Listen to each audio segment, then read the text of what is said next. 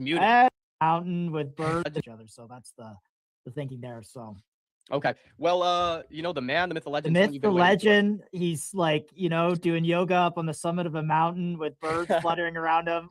What's up? Something out of a movie. And he's muted. And he's muted. All this time in the mountains, away from technology. Will do and Lex, do we get the co-stream? Do we get the YouTube co-stream, or do you insulate your YouTube audience from the crazies on crypto Twitter? Yeah, frankly, it felt as though quite a lot of my YouTube audience were not keen into my foray into the crypto. Oh, fair enough. Yeah, great to be here, guys. Thank you for having me. Apologies for my lateness. As I said, I took my girlfriend like an hour away. She's recently got into DJing, and she's DJing this workout class in the mornings in the middle of the jungle. So I went down there and set up the subs and all of that. But it did mean that coming up that mountain road, if you get behind a truck, you're fucked, and there's no signal. I feel like Lex's life is just not real, dude. Like for me, he lives like a life from a cartoon movie or something where it's just like your girlfriend's DJing in the middle of the jungle for a yoga class is like, wow. You know what I really love? I've been getting into this when I'm trenching or just hanging out. I'll play these DJ sets where it's like they're in a jungle or they're on the water, some super cool place for the sunset. It's like, I don't know, it feels nice. So yeah, fuck yeah. Okay.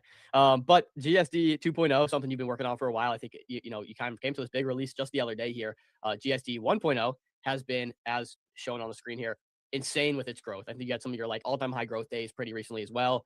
And then you're like, all right, 2.0 time. Run us through what's going on.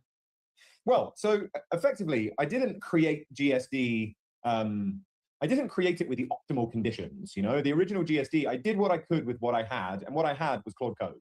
And I love Claude Code, and I've had a lot of fun there. But the main issue is that there's not too much that you can really do to mess around with Claude Code itself, the software. They kind of scramble it a little bit. So you can use all of these nice extensions inside it, but you can't get outside. You can't let the LLM effectively get outside and mess around with the harness itself. And so I was kind of bound by what features were available, and it was great. Clearly we're at something like 27,500 stars, 150,000 downloads a month. People love it. But a lot of the issues that kept coming up, a lot of the things where it was like, yeah, it would be really good if we could fix that or improve that, were just not possible to do when you're operating inside of, it's like, if you're going for dinner at somebody else's house, I can't really, I don't have as much say over how the steak is cooked as if I was cooking it at home. So anyway, this all led to, obviously, OpenClaw came out a few weeks ago. Can you believe it was only a few weeks ago? Isn't that nuts? And Peter Steinberg's already working at OpenAI. Wild world. Yeah. I mean, you're like, just the acceleration of this stuff. I mean, when you look at a chart of like all the things and how long it took to reach, a certain amount of users, this is insane. Like just the OpenClaw, anything in this whole vertical has been just parabolic.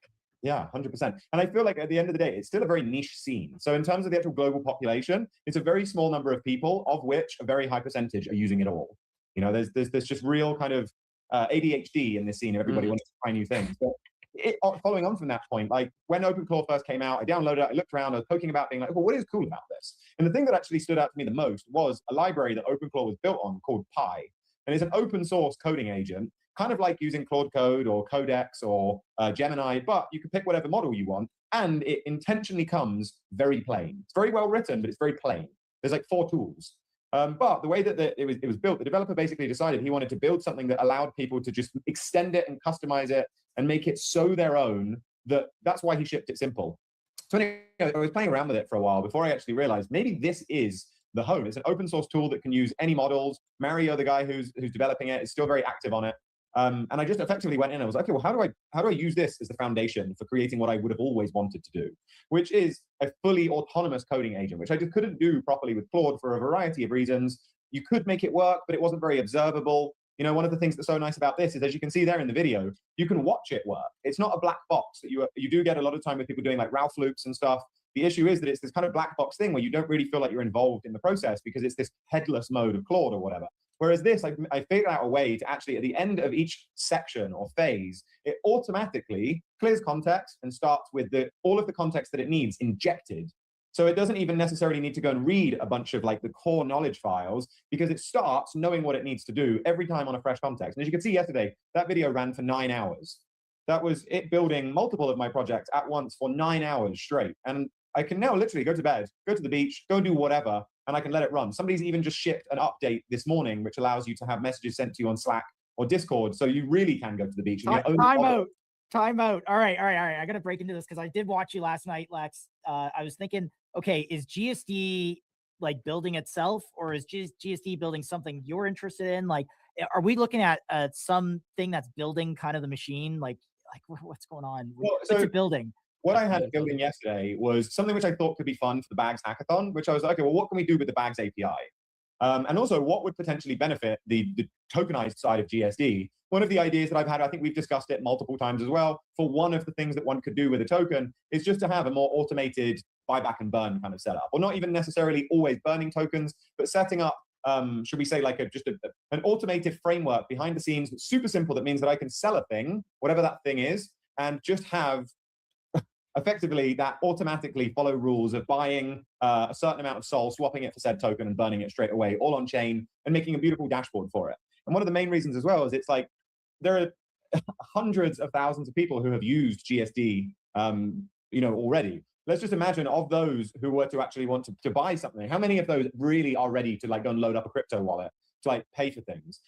I would probably say only 5% in the grand scheme of things of people who are actually willing to be like, yeah, I'm going to pay for shit with crypto. So you have to be able to offer people payments on card if you want to have any kind of traction. Like if I actually want GSD to be successful as a subscription service for the inbuilt app, it's not feasible to only sell it for crypto. This being said, what it built yesterday was a service that takes payments through Stripe, so you can use any card, PayPal, Venmo, anything. And it then automatically, for legal reasons, it doesn't convert it like straight away. That's what we would say actually if we were to write up the docs. But it actually takes those profits, the business's profits, puts them into a wallet. And then once a certain threshold is filled up in that wallet or a certain time of day, it automatically swaps for, like it buys Solana, buys the token with the Solana that the hot wallet has and then automatically burns it. And then I think one of the other things it added, because eventually I just went for dinner. I was like, fuck it, I'll come back and see what it's doing later. One of the other things was the ability to then lock things. It's super cool because although what it built yesterday isn't, I'm not going to make that my business. Like, hey guys, here's my new buyback and burn business. I wanted to build a thing that I'm going to use with GSD anyway. So even if the actual front end of the website, I'm not going to create Furnace, the app, come and burn your fucking tokens. Yeah. I've created the back end, or should we say GSD created the back end for its own monetization, which just allows for, and I forgot to even kind of mention the point here, it's like the more and more success it has commercially for being the incredible skilled tool that it is, people in the crypto sphere who hold that token are going to be part of an increasingly deflationary token. Which drives trading volumes, which drives fees to you, fees to the other apps on that Bags is attached to it. So what I want to ask about this real quick. So the people are paying with Stripe to access what? To access a UI, unlike Dom's first time trying it, like where it was a bit of a black box, but a UI that helps you use the tool. Sorry, I didn't pick up what was. So one of the cool things also about having built this on Pi is that Pi runs with what we would call a TUI, like a terminal user interface. And that's what GSD, you saw yesterday when it was just running autonomously, that's what it's using. It's using that terminal user interface. But the way that it's built is very intelligent, that there's actually, that just connects very neatly and modularly to the actual processes happening behind the scenes, which can be streamed and sent back and forth in just simple JSON, which is JavaScript object notation. It's just very simple looking kind of code language that you use for like mapping values, like that value pairs. Super simple for a machine to be able to read and do stuff with that. Which is why then the key thing right now is how do I offer GSD as a concept to people who have A, absolutely no interest in crypto, but probably even B, more importantly, zero interest in downloading a terminal and doing what we tried to do the other day on a live stream, trying to install that shit. How do you present to them something that's great? You can be like, oh, well, they could go and use V0, or they could go and use Lovable. No, because they're toys. Instead, we're going to create a really, really delicious, UI that doesn't scream like I'm all scary coding shit. Then basically just using GSD2 in the background, which is why I then released it yesterday as a GitHub repo, is because this is the open source code that is eventually going to be the back end for the front end that I'm then going to monetize. So I'm still not entirely sure yet whether I'm just going to offer a subscription tier. I probably almost legally shouldn't and couldn't do such a thing, which is to offer a subscription and then let people use their own max plans and log in, on their Anthropic code. So I think probably what will happen will be to do a similar thing of offer, say, a $20, a $100, and a $200 a month plan. And then I just handle all the token costs through something like Open Router. And then of, say, 50% of all profits will then be spent on some form of help to the token, whether 25% of it gets burnt straight away, 25% of it gets sent to a treasury.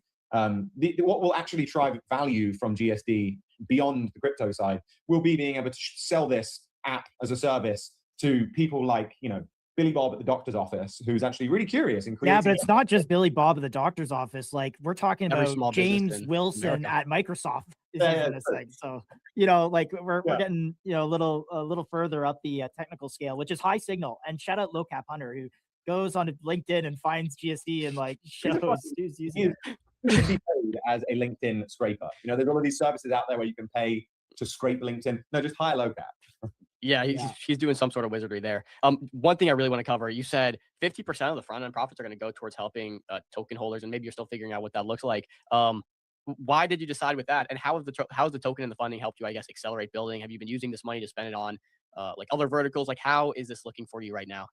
So the money in many ways has been a godsend. I think it probably at this point it's been maybe like 150, 160,000. I know it says on the bags thing it's 100, but it goes down to 97, goes back up to 102, all based off of the actual trading price of Solana, not when I sold my tokens for, when I sold the Solana fees. That being said, it's meant that I've been able to just dedicate my full-time energy towards this. In no way have I had to focus on anything other than, okay, GSD. Every day I wake up and I get to think, what do we do today? And then also I've spent a decent amount on actual token costs. Believe it or not, it costs a fucking shit ton of money to even build these things that build things. And what's also been very helpful is X advertising. So one of the days the other day, I got 1,000 followers on X, and we were a few thousand over the amount of NPM downloads that day. And I think that was largely because of a post that I did, which got like 200 and something thousand views. And it's like higher, Lex. I think it was like 400,000 views. Oh, crazy. Well, the last time I checked, it was like 200 or something. But that drove a lot of attention to even the original Git repo. And so it's super cool to actually be able to spend these fees as well, actually just on marketing the thing, and in no way feel like, oh, fuck, I'm burning my own pocket. I'm using the fees from GSD to promote GSD. And obviously, GSD2 only came out like, I don't know, 14 hours ago. We're only getting started here. And look at that little chart. Obviously, I've set this to be logarithmic, but based off of the time, we're going to see some pretty crazy adoption here. We've already had some amazing pull requests and issues opened by some members of the community who have already improved a bunch of it. So really, really cool stuff. So question for you. I've seen, obviously tech Twitter right now is going crazy about anything AI, anything autonomous agents. So like this stuff just naturally goes really viral, I think, even without paid ads, just like UGC creators doing it. Have you thought about using some of these funds to onboard, I don't know, some sort of full-time just lead for content? I think Orgo's done this really well. I'm not sure if you're familiar with Spencer from Orgo. I think we maybe have mentioned to you, but they got Nick on board, I believe is his name, and he's gone viral many times over now, just talking about tech, and then Orgo being in the background and kind of like funneling. Just doing like little demo videos. Hey guys, I just created this with Orgo, and by the way, I did this, and this. Yeah, that kind of stuff. Cool. Have you thought about someone to do that? Because I feel like even that might be more beneficial than paid ads, just because things naturally go so viral right now on X. Yeah, I mean, I'd love to hear more about that. So there was a guy who wasn't one of the developers who has now just been making content like videos. And am I freezing or are you guys freezing? No, we're just not moving around. Okay, nice. Yeah. I'd love to know more about that. I think that does sound like a very interesting use of those fees. We'll just give Nick a little shout then, and I don't know, what he's paid or and Josh, what is his relationship also on the developer side, or is it purely promotional? I think the point here is like trying to help people visualize themselves using these products so that they understand it and are willing to go in and spend $30 on Stripe. And you can kind of see him here saying, oh, I automated this workflow, and like, by the way, I used Orgo. And but some of these videos like millions of views, and it's very like point of view kind of shot. And he's throwing his Mac Mini around, which everyone's talking about, and saying, "Oh no, use a cloud version of it." But yeah, it's just that's. Oh, this is rad. Yeah, I'm definitely even myself making some of this kind of content rather than the long live streams, because I think to make some more kind of short form content that just gets people to see. Okay, like 360,000 views on this video. That's wild. And it's totally an indirect promotion of Orgo. It's just like, okay, this is like such a cool thing you can do with OpenClaw. By the way, I'm using Orgo to host it. Yeah. Right. Smart. This guy goes viral all the time. He's got 9K on his account, but like he just makes these videos and they all do so. Look, this one 260K again. So I don't know. It's always thing is, I found a way. If you didn't know, you can use Orgo. You don't need a Mac Mini, and you can actually install it into Orgo, and that's cool and all. You can see I just run the command here and installs CloudBot into the. But he totally just runs through like cool ideas, and then like he works in how he's using Orgo as a product, kind of powering it a little bit. Really good marketing, and again, because there's so many people that have a fascination for this right now on Twitter, and it's just like kind of going viral if you're talking about this stuff. It converts really well. I don't know if I kind of went on the tangent here, maybe derail this a bit, but that's really, really smart. Even just reaching out to the community and saying like, hey, is there anybody who would like to effectively work for GSD, creating amazing videos of the shit that you're making? You know, there's almost a nice incentive in a way to be able to reward people to share content about it. Oh, maybe there's even something to look at there that I think could be very cool. How do you incentivize people to create an insight into their own workflows? Very nice. Yeah, great idea. I can even imagine someone doing a POV video just like that. And he's like, here's how I create a viral app overnight without touching my computer at all or whatever. And it's, shows the app. And it's like, it's super easy with, with GSD, and it just turns over here and shows GSD doing the work. I don't know. Cool stuff. I'm just wondering if you thought about that at all. I hadn't, and I'm happy that you brought it up. Okay, good. I want to tap into just kind of where 2.0 is at and the weeks ahead. So you have this new release. It completely is autonomous. Like, I don't think people realize this is a massive jump from 1.0. Like 1.0 was not autonomous. Like Dom was physically answering, doing things. Yes, do this. 2.0 is it was going by itself, bro. Like it was completely autonomous. So you mentioned and you said I've made the most powerful coding app in the world, or coding agent in the world. What do you mean by that? I just mean that the approach to building these AI agents, I think a lot of people get confused and they think that the models, they say, oh, Claude Opus 4.6 is the best coding agent, or ChatGPT 5.4, whatever. The models are only really as useful as the tools that you give them and the guardrails that you place around them to ensure that they behave in an opinionated rather than just kind of like they can do anything in an open-minded way. Because these models can role play anything, So if you don't set up a system for that model to be constrained into a particular opinionated direction of here is how we do things and here is what we use to do those things, you end up with just this very vanilla and kind of like helpless tool. So, Claude Code is an amazing tool, not just because it's got a nice terminal UI and obviously it uses all the Claude models in the background, but the system instruction, i.e. the primary identity that the Claude models have as, their core thought when they load, that is very important. The descriptions that these models have been given about the tools that they have and when and how to use them, it's all very helpful. Though all this to say, the way that I built GSD was from the ground up with an awareness of its own agency, that it needs to, if it can, here's one of the rules. It's like, if you can do it for me, you must. Do not ask me to do a thing. If you can verify a thing or test a thing or validate a thing, you must do it. And because of this, one of the crucial things is it's like, well, how can you let a computer sign off on trusting that a website button works? In the past, it would be like, I've created the website, and you go over there and you look at it and like the button's here and it doesn't even work. And the AI says, congratulations, we're done. So how do we give the power to the AI to be able to verify these kind of things? Because it can't just be a system instruction where you tell it, okay, you're a really good agent and you behave really well and you do good work. Because the thing is, these tools are only going to be as effective then as the hands that you give them, or the tools, the extensions that come out. And so I built a lot of these tools from the ground up, not just using some random skill that I found, but building it from scratch. So I built a browser tools skill, or not even a skill, it is an extension that runs inside, which means that GSD is able to use the computer, is able to use the Google Chrome testing view, and is able to do everything. It can check the browser logs, it can click, it can type in, it can go through, and it can do all of the actual user testing. But most importantly as well, it does it in a very token efficient way. So instead of just looking at the accessibility tree and dumping the entire fucking log, we have a very interesting approach, which is like, okay, well, how do we give the agent huge amounts of agency and great tools to do so? But how do we also intelligently curate the response output so that it's not constantly overwhelmed by all of the information that it's receiving? So that, for example, I also just shipped last night when I should have gone to bed, around 3 a.m., I shipped the Mac use, which means that it can now completely use your Mac as well. It can open apps, it can pull logs of those apps, it can interact with them. So if you're building a Mac-based app, or you're building like a Swift UI app, it can automate the entire process through Xcode using the terminal. It can then actually go and actually test your app. It can do it itself. And so this is what's allowed it to become so much more autonomous and to just be long running in this sense, is that a lot of the times where I couldn't before, even despite the fact that Claude Code wouldn't let me actually do it because of the architecture, like I couldn't reliably trust that the AI had done phase 1, phase 2, phase 3. I couldn't really trust it. But now that it can go and look at a lot of these things and it can actually verify, hugely different. And then one other final thing that I think is just so crucial here, I'll split this into two. So we should actually say two more things.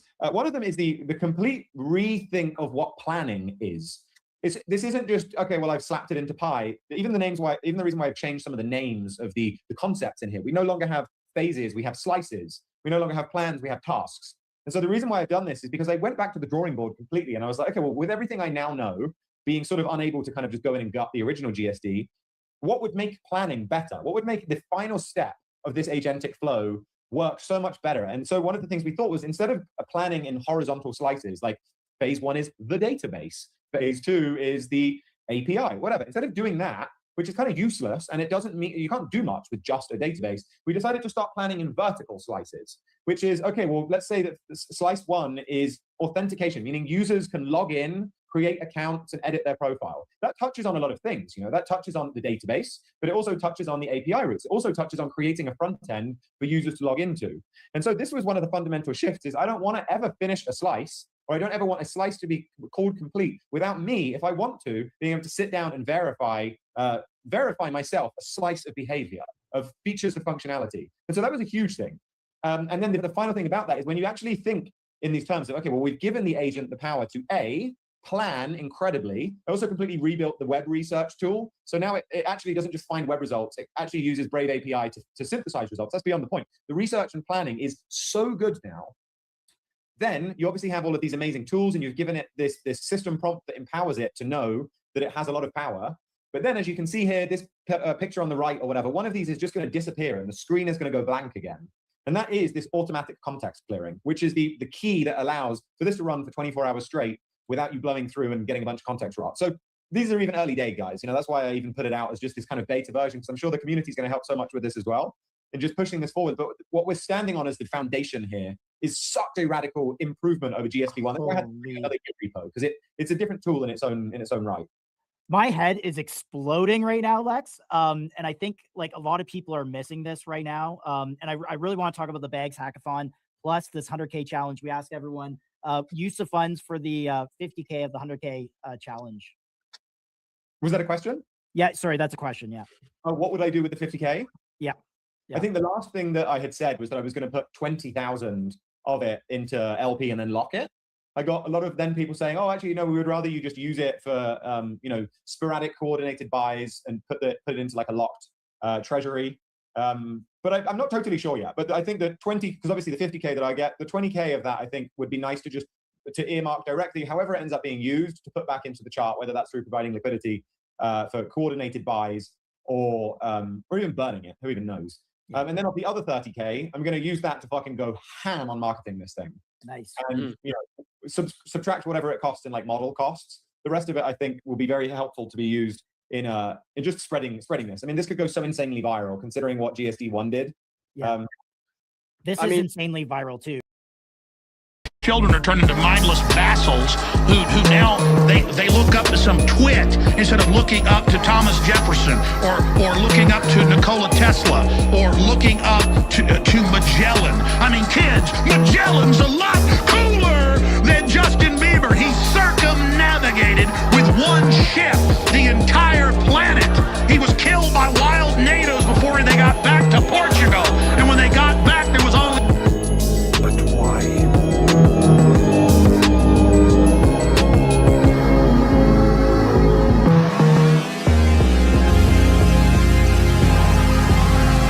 $22 million in 3 fucking hours!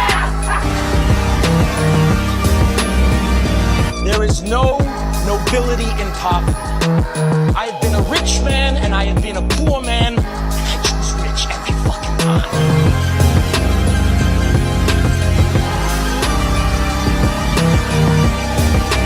The real question is this: was all this legal? Absolutely fucking not.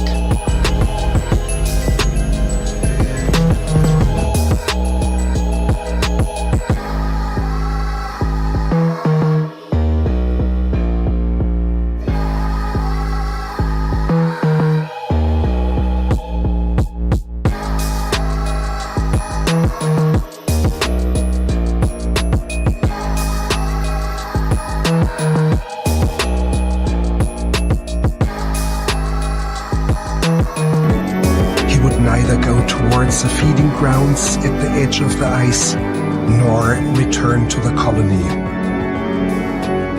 Shortly afterwards, we saw him heading straight towards the mountains, some 70 kilometers away. Dr. Ainley explained that even if he caught him and brought him back to the colony, he would immediately head right back for the mountains.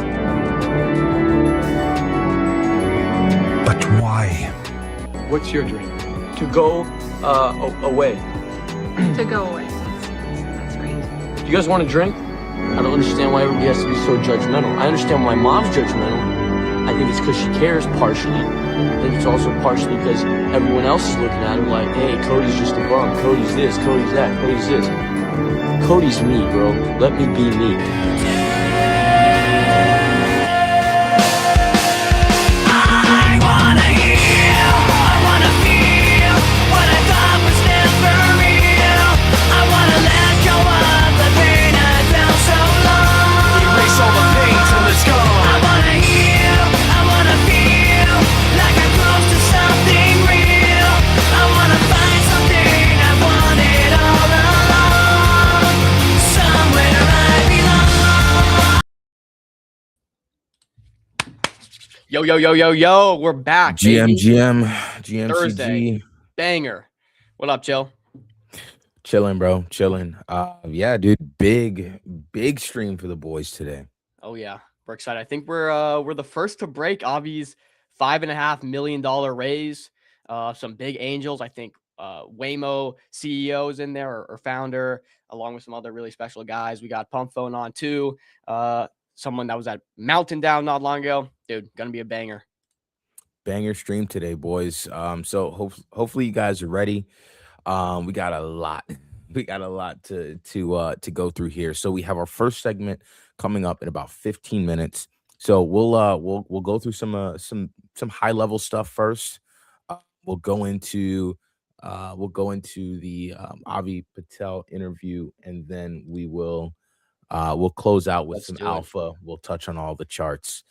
Bro, all right, guys. And real quick, quick, before we get into that, bro, what is AI doing to me here, bro? What? Bro, I saw that. Chad, do I look like that? Do I look like that, Chad?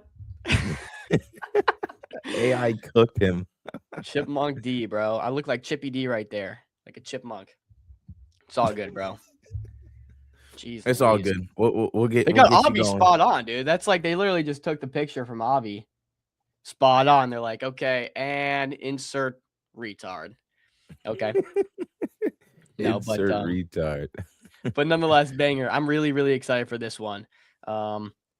Dude, interesting title of the show today. The bottom is near and the road to all-time high is clear. Is this true, Chill?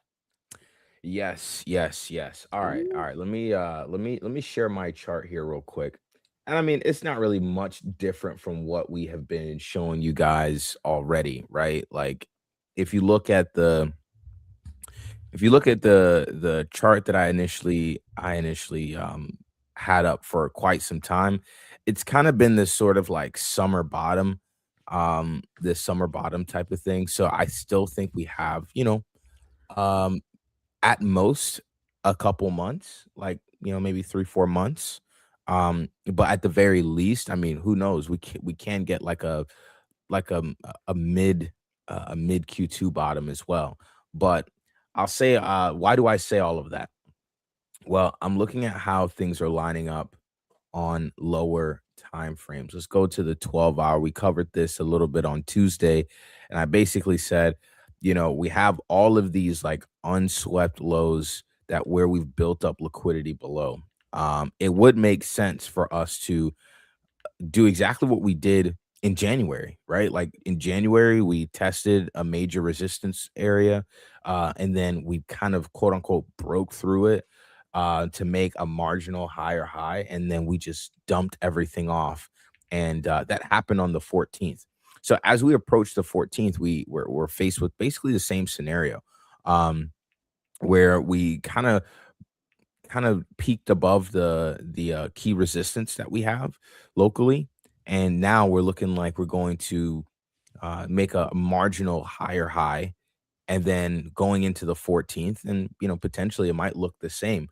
But the difference with this sell-off and the last sell-off, you see the last sell-off, I mean, look at the last like 5-8 months, however long it's been. The sell-offs just led to more sell-offs, and it led to more chop, and it led to more gruesome price action. But I think what's approaching here is the bottom. So when we do get this sell-off potentially on the 14th, but we'll see whenever it comes, we tap all of these lows here. when we let me zoom in on this so you guys can actually see it well. And man, I'm like Bitcoin's watching performing this well, stream. like Yeah. compared to everything else, dude. So that's the other Equities. thing. I'm gonna actually show you a quick chart on that too. But as you can see, like when we hit these untapped lows marked by those X's that you see on screen, at the end of the day, that's going to be our bottom, right? Like that's going to be where price action afterward can start to trend higher versus just like trending lower even more so, or perhaps even just continuing to chop. I think there's a lot of people that expect a Q4 bottom, and so it would catch a lot of the market off guard if we were to bottom in Q2 in the summer. So that's another reason, another reasoning there. But beyond that, we see this chart posted by the homie Ethan. We just brought him on the Trader Radio show last week, and he posted an interesting chart. We see here Bitcoin, ETH, Sol. They're all outperforming things like the Nasdaq and the S&P. So obviously, there's some strength. There's some relative strength taking place, and it's just starting to happen over these last couple of days. I am a believer that things like stocks are headed into I want to say a bear market. Not gonna lie, I want to say a bear market. But we see the strength here happening on Bitcoin, ETH, and Solana. Beyond that, I want to show you another chart. Boom. So here we have all of the, actually, it's not this chart. It was this one, sector performance. So this chart shows you all the sectors within crypto, from meme coins to DeFi, gaming, L2, L1, and AI. And as you can see, AI continues to be the outperformer, right? We've been telling you on these shows, we've been talking about AI agents, we've been talking about a lot of these these kind of AI related sectors, but we've been saying that crypto, the intersection between crypto and AI, that's kind of where you want to be right now. That's where you want to position. There's going to be a runner that comes out of this bear market that is going to be AI centric, right? And that's why we're excited about things like CLED, Orgo, but also AI agents, like the ones that we see on Base as well. I wonder where's meme coins. Yeah, meme coins aren't really outperforming like that. They were outperforming at one point, but not anymore. That is not the case anymore. Did someone say that in the chat? I can't actually see it for some reason. No, no, I don't think they did. Okay. Dude, so we see real quick, last little macro take here, because I'm looking and we're seeing oil spike back above 95. Josh is long and So strong on this still. he is, and I don't know if I'm long and strong on oil yet. Yeah, I mean, look, the longer we go, the more likely we just keep climbing up. I feel like it's one of those things. Like everybody is paying attention to oil. Like Dude, everyone. I think yesterday Dominion Market said it pretty well. Like, dude, the market in general is just volatile. Silver, Mhm. gold, oil, some of these stuff, Mhm. these assets that are supposed to be kind of less volatile, more safe haven assets, are I mean, dude, we saw silver go from 120 to 80 in like a week. We saw oil go from, I don't know, what was that? Again, 120 to 56, it looks like, on the lower range. Like, dude, just the volatility is absolutely insane. And that just seems to be an encapsulation of the market we're in right now. Just everything volatile. How do you take advantage of the volatility? Because it's kind of, it's difficult to trade, and exit and enter. Like, what's the best bet on just the volatility? Is there anything? Or I think it's the same thing. Taking advantage of the pendulum swing of sentiment, right? Like let's pull up real quick the prediction markets, because there's some interesting stuff to get into here. So same play as last time, right? Like they're predicting that oil is going to go to 150, 200 even. We see some of these Some of these prices on a 180 and 200, 4 cents, 6 cents, pretty cheap. Just like we pulled the 6x on oil last week, as oil, if you are a person that's long on oil right now, you can essentially buy 180 and 200 with minimal downside. And as we get closer to those prices, the market will start to price in the possibility of that happening. So these will go from 4 and 6 to maybe like 18 cents and maybe like 30 cents, like we saw with what happened with The 150s. like with the 150. Yeah. So that's what I'm looking at. I personally think that by the end of the month, we're probably going to be back at like normal kind of oil prices. Again, this is a multi-year rejection zone here. And this is the part where we're kind of having to see if price, breaks above this.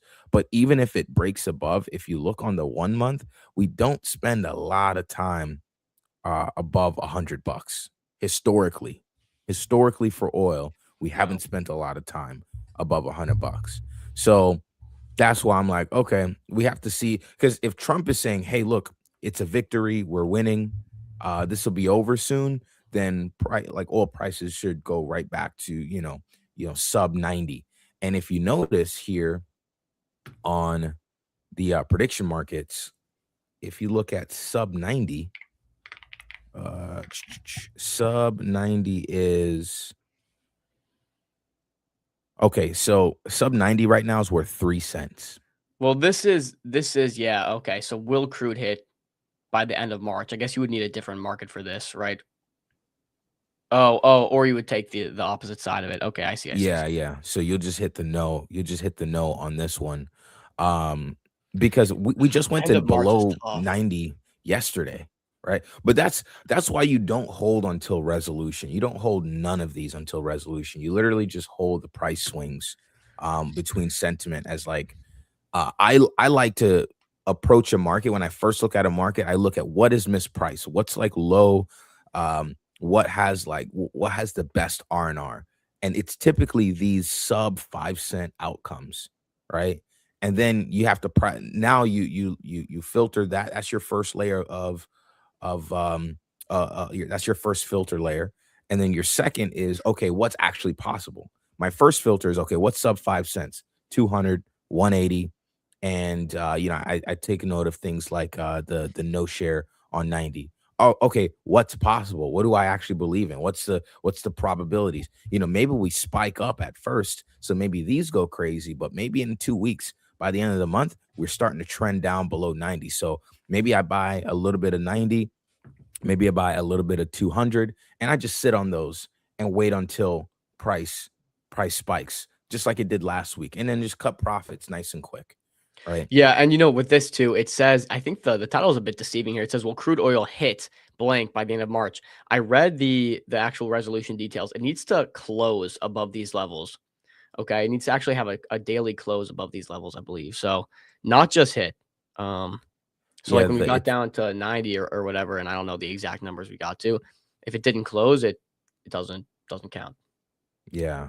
It's the rules say this market will resolve to yes if on any trading day the official CME settlement price for the active month of crude oil futures is equal to or above the listed price by the final day of March. So that's kind of the official rules. Real quick before we start our next segment, I think we have him coming up here in the next minute or in the next minute. Let me look at you know what? I'll pull it up. I'll pull it up after. There's a few of these higher cap tickers that I wanted to go through. But we have our first segment coming up here for this stream. Yep, let's do it. All right, boys, we got Pump One. They were at Mountain Dow not long ago. We had a few Mountain Dow, enjoyers here on the show, so we gotta keep that train rolling. Let's do it.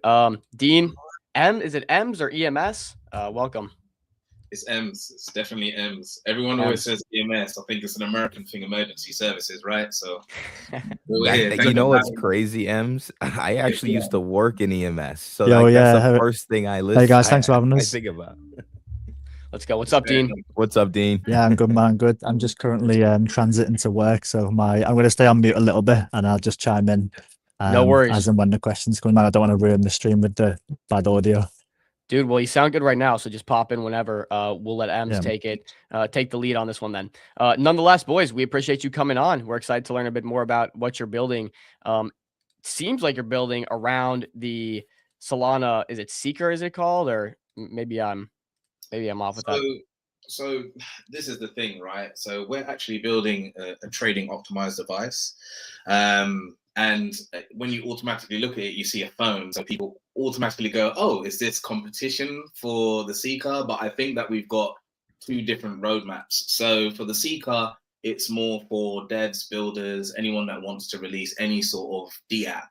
But what we're doing with Pump One is essentially building something that is primarily for traders. The most, I would say, unique thing about this is having the trading terminal built directly into the operating system.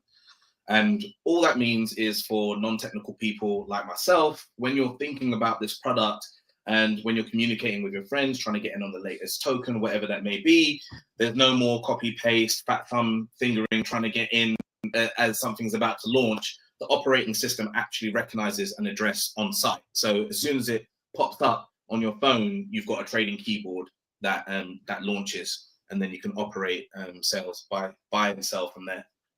So is this separate from the Seeker and Solana? Are you guys It's a completely unique product all to itself. Yes. Interesting. We'll get more into that. I want to hear from both of you guys first, maybe a little bit about your backgrounds and how you guys came together on as a team here to work on Pump One. Yeah. Feel free to start us off, Ems. Yeah, I'll go first. No worries. So I guess my role is CPO, so Chief Product Officer.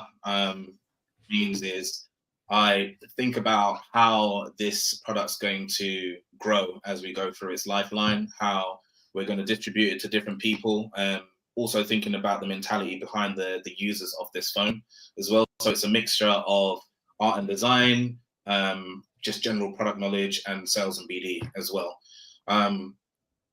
We actually formulated this team maybe a few weeks ago, but Clive, who's just jumped in on the call, has been working on this for a few months.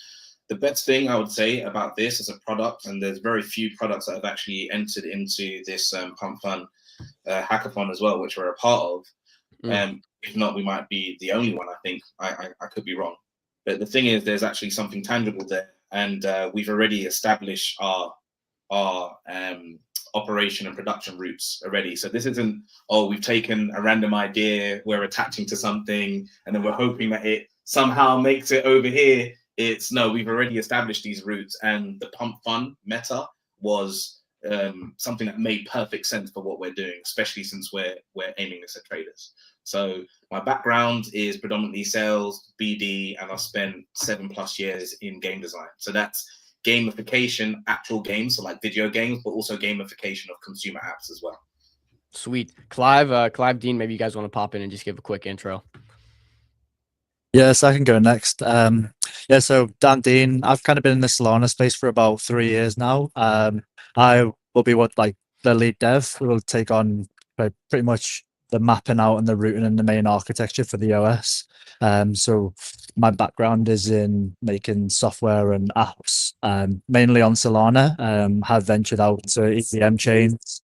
I've done some gaming architecture stuff for infrastructure.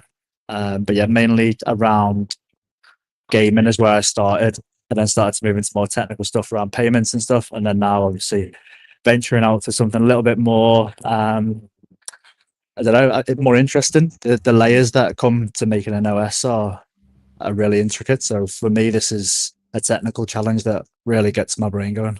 And maybe Clive, you want to come and wrap us up here? Yeah, hi guys. Sorry about being a little bit late. All good. But yeah, so yeah, on my end, I've been working in the crypto space for the last 5 years, just on and off, kind of part time, but predominantly winning multiple hackathons, won like 10 hackathons over the time, and as well been working in payments in that traditional space. So in terms of what brought us to make the phone, so over the pot, I saw the excitement with the Seeker, I think earlier 2025, and from there I started digging into supply chain and how you can actually get to make a mobile phone, and built really good relationships with some companies and factories in Hong Kong, in Shenzhen, where most of the phones are made. And essentially, yeah, I had been sitting on the idea for some time until this the Pump Fund hackathon came along, and I was like, one day I called Dean and I was like, yo, Dean, let's make a Pump Fund. And yeah, that's just where the idea came from. Wow, so you guys are actually going to manufacturers. You've set up manufacturer relationships, which is yeah, pretty interesting. Yeah, so if you actually check on our page, posted something. Yeah, we actually have the the manufacturing part was obviously the hard bit, trying to get the hardware locked, depending on what device we wanted, how many we wanted, like minimum quantity order and stuff. That's something that like Clive had secured early on, and then the actual software stuff now is kind of where we're starting to design. But the sample phones of the actual device that are branded should land in the UK early next week. Oh wow, so you guys are already really nearly done with production. I mean, your production is done. I guess it's just distribution time.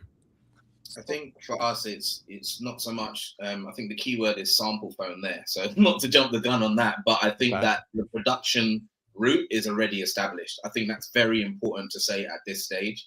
And as we're figuring out the software side of things, having a branded phone, it just means that a lot more content is going to be coming out from ourselves as well. So we're looking forward to that. Yeah, so tell me a bit about the market here, because I'm not super familiar. Obviously, we mentioned the Seeker and the success that Solana had with these phones. Of course, they have massive distribution with just their brand recognition. What does the market look like for, I guess, what do you call it, custom phones? So yeah, there's a lot of space for us. I think it's the way that we were looking at this is, we've got dedicated traders, multiple screens set up at home off their PCs or laptops. And we said, but what if people were able to execute those trades, but beyond just having an additional app on your phone, what if you had an actual device that was dedicated to making trades just as fast with as much information? So you're just as plugged in as if you were sat right in front of your PC, but on the go. That is the concept behind this. So the traders market is huge, bigger than, I guess, any market that Seeker was hoping to reach. But when you're trying to figure out go to market and these things, you generally say to yourself, you only really want to capture 0.1% of that market as a proof of concept. And once we get our minimum order reached, I think that will be for us the first step of, okay, this is something that we believe in, of course, from square one, but we've actually now proved that people want this, and then we'll grow from there. Got it. So I guess a question I had was, what does the demand look like for a trader-centric phone? Like, I know you guys have done a lot of, or making early connections with manufacturers. Like, what have you done, like kind of market research? Have you kind of looked at what the demand is for a trader-centric phone? Yeah, Clive, do you want to take this?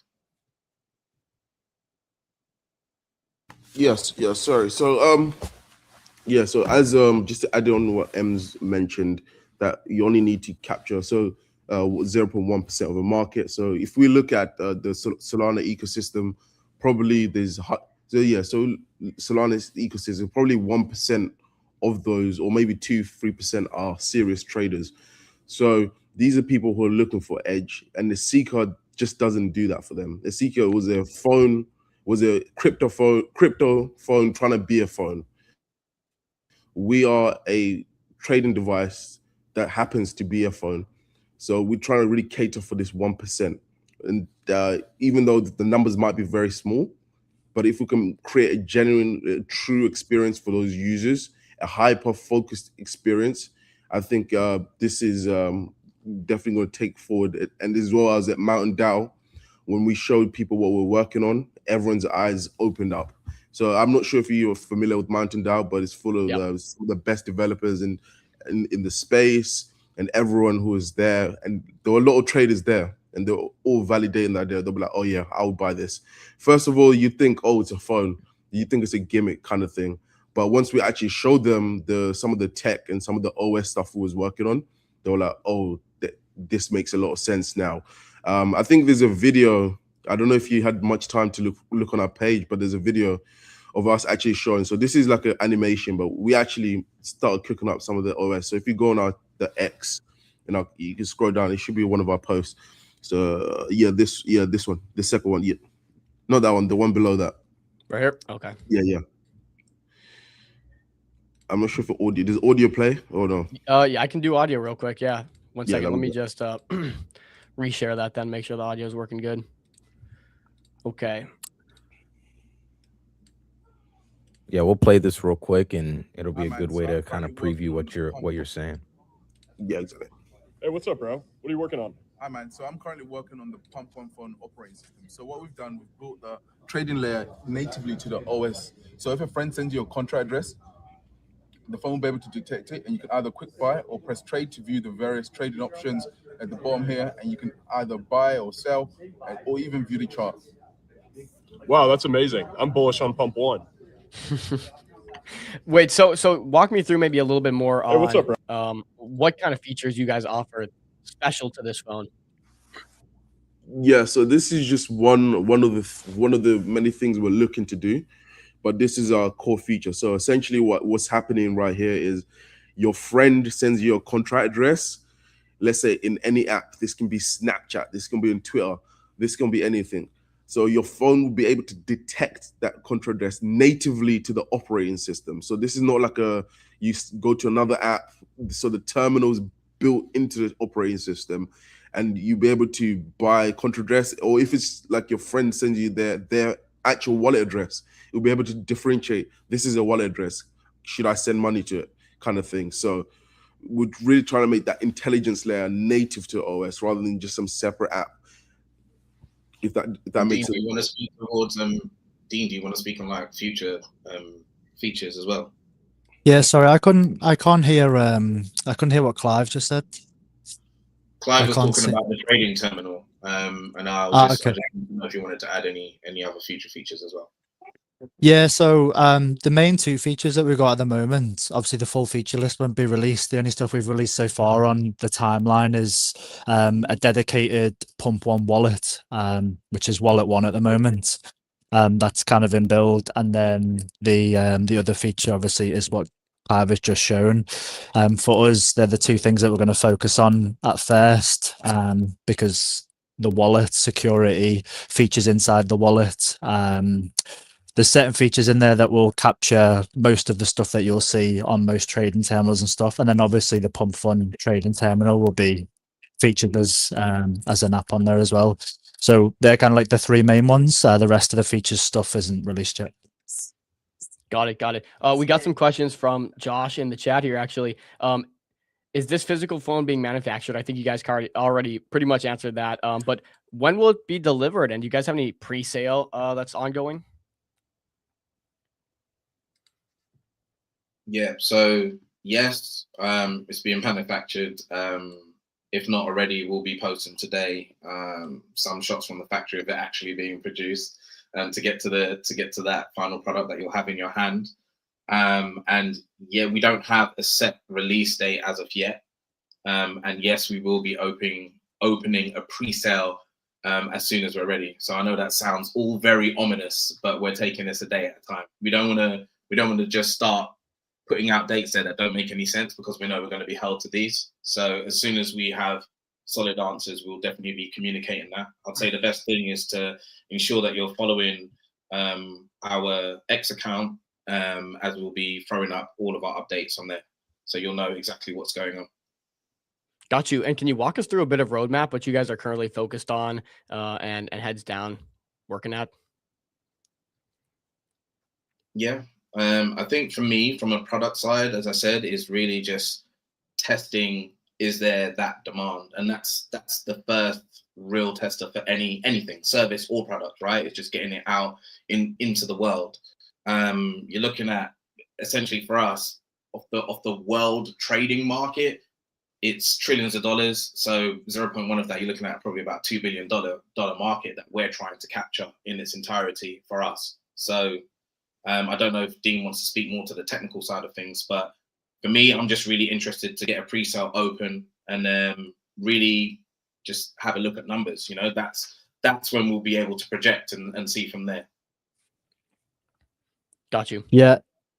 I guess from a technical point at the moment, we're kind of on like device firmware feasibility just to see kind of how basically how deep we can adjust and work into the OS. So once we get the BSP from the manufacturer, which is the actual full OS unlock that we can start to build on, we then start building out the custom Android image, and then we start adding in like all of the core features. So the wallet first, and then the keyboard, and then the trading terminal, and then anything else we see fit on it. And then once we've done that, I guess once the full software stuff's finished, we get the factory to flash the firmware. So they'll flash on the software onto the hardware and then lock it. And then once it's locked with a secure boot, that's when we'll be able to start securing some shipping dates with the factory.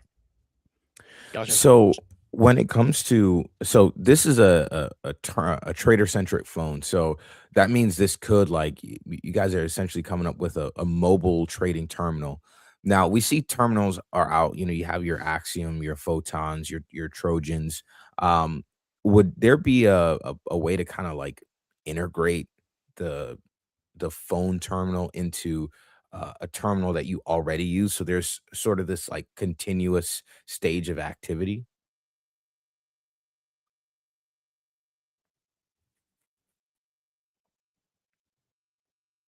Yeah.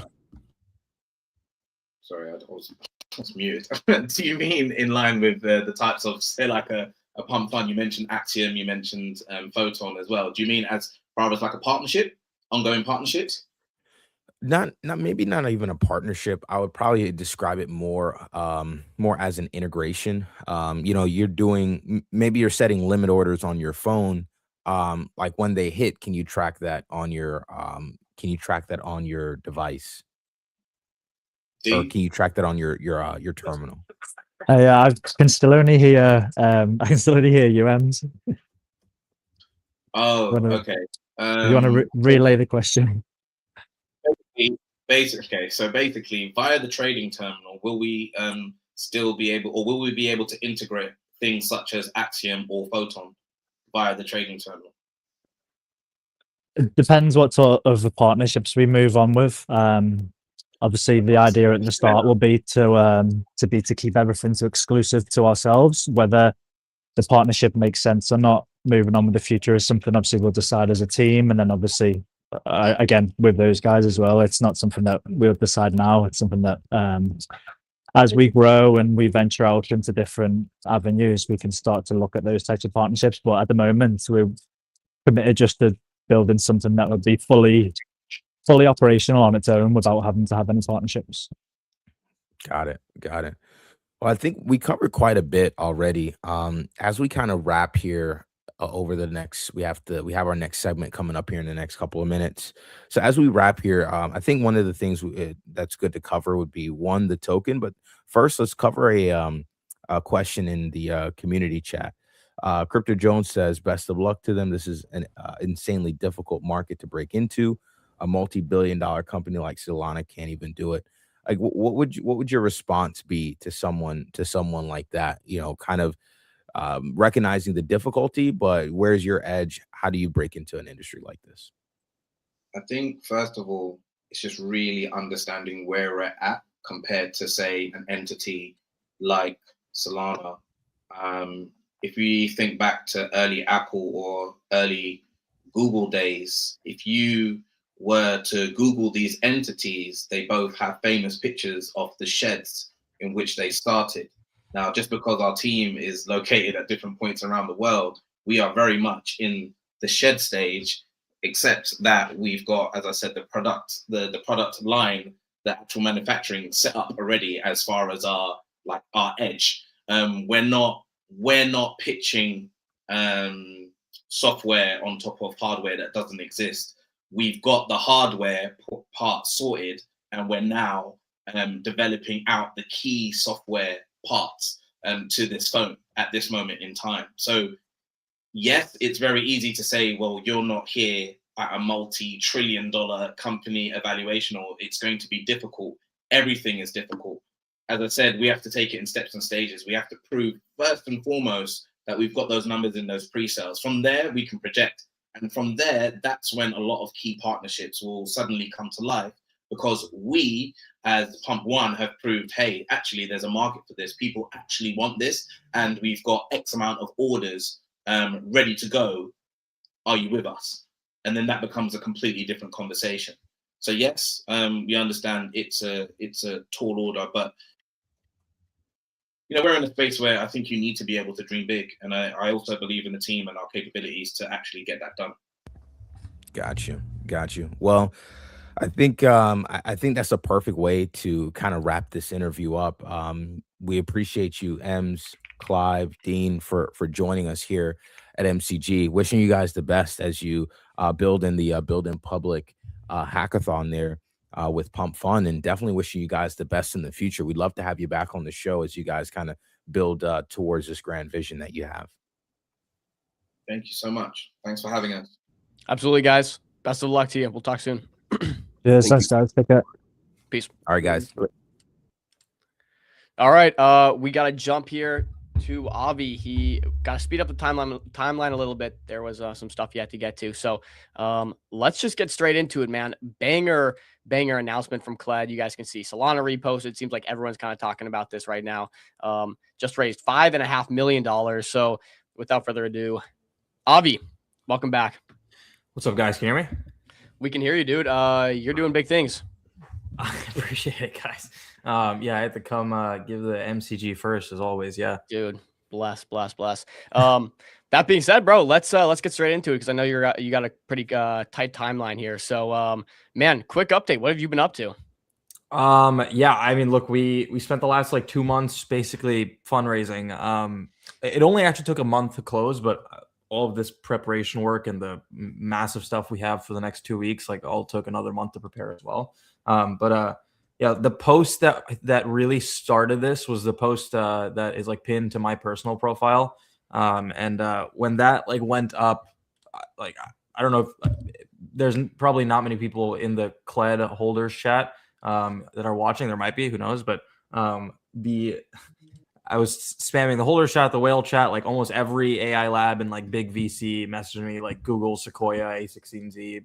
They all followed me, messaged me, and I pretty much had to like go into an insane lock-in mode. Like if I had fucked up that, then you're basically never fundraising again. Like if you get that opportunity and you don't do it right, and aren't able to close, then you're never able to fundraise again. Like you're just like seeing. And that opportunity is going extremely viral and having an app start to blow up and chart in. I think it depends on the type of going viral. Like if you go viral for like doing rage bait shit, you're not getting every VC to reach out to you, right?